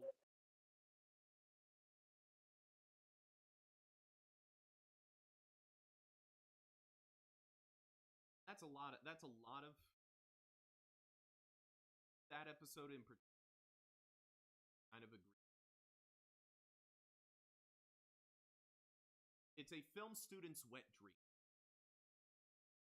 lot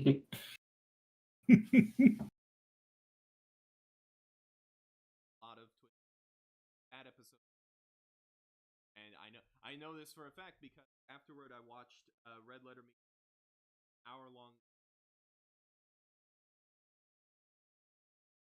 They were like, "Oh my gosh, that movie, that episode was incredible. If that were a movie past 10, I mean, I I found it."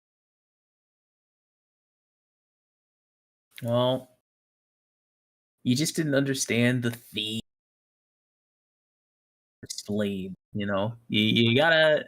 The fun thing about this about season, there are a lot of scenes. I get it. How long is?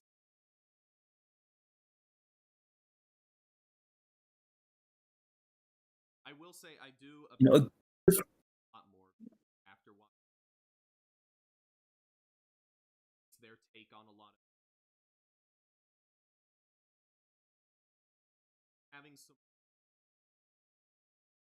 that that does feel.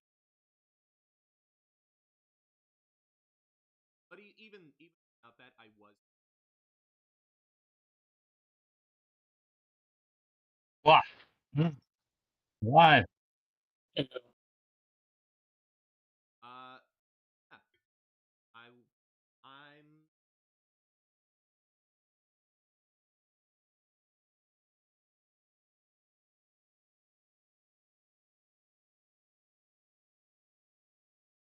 last episode.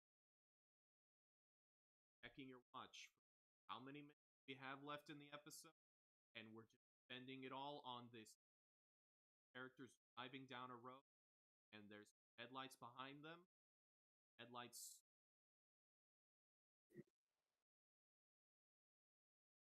Passes them. That. Get any answer? Nope. Yep. My favorite scene how'd that make you feel? in season 3, far and away, is the 10-minute scene of the guy sweeping the floor. God, I forgot about that. No, that is my favorite scene in all of television, probably. We just get to watch a guy sweep a floor for 10 minutes. It's pretty great. Get to see him watch the.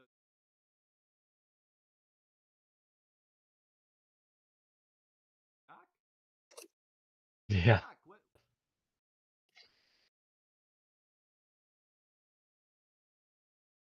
Nope. Nope. Well, We just. I mean, at least Green Onion.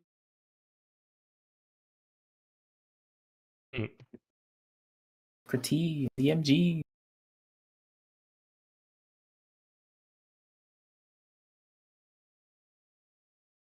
I do.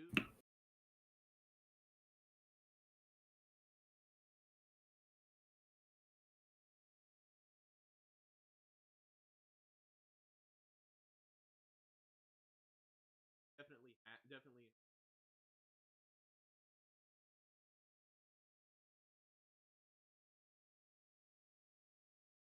As crazy and out there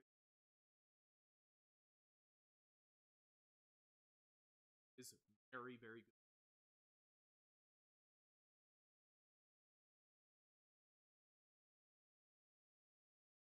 And it's there's a bit he played.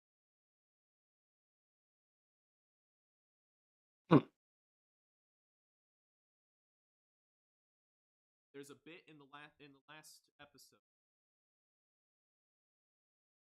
Towards the end, start picking up the plot lines, actual answers, and gosh, David Lynch. He's actually answering questions. He's being a real storyteller. Weird freaking David Lynch, and a character getting soft in your old. And David Lynch, not where it counts. And it's partly just, but also it's David Lynch. David Lynch literally saying, "Yeah, you think I'm just gonna give you all the answers? No." Yep.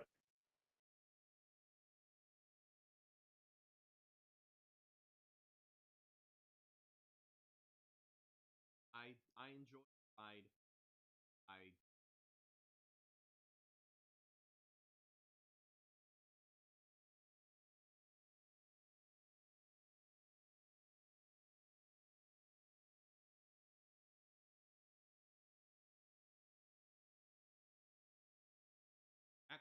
Well, if Rolling Stone says it. Must be.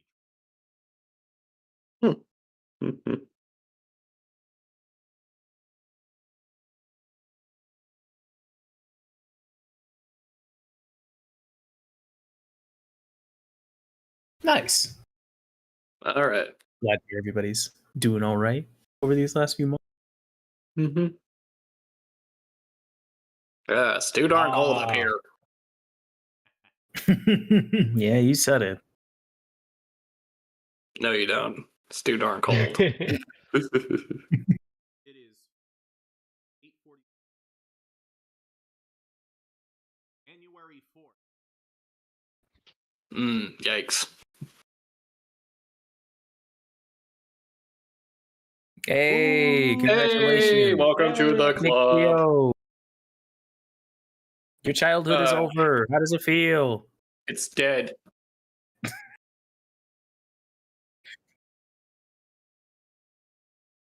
Well, I can't dread my 30s now. I'm already there. true. Nah, I got it. Although with executive, boy, I needed that Christmas. I was. I bet, yeah.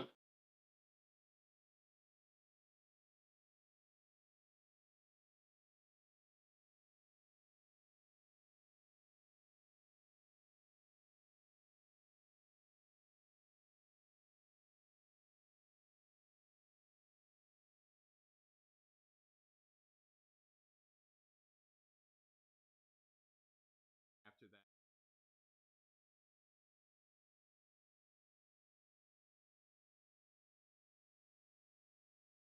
Yeah. Hot.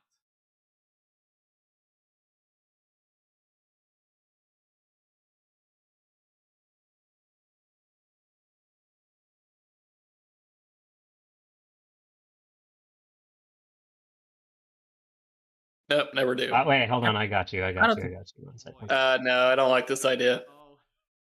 Don't tap the glass. Don't tap the glass. Don't tap.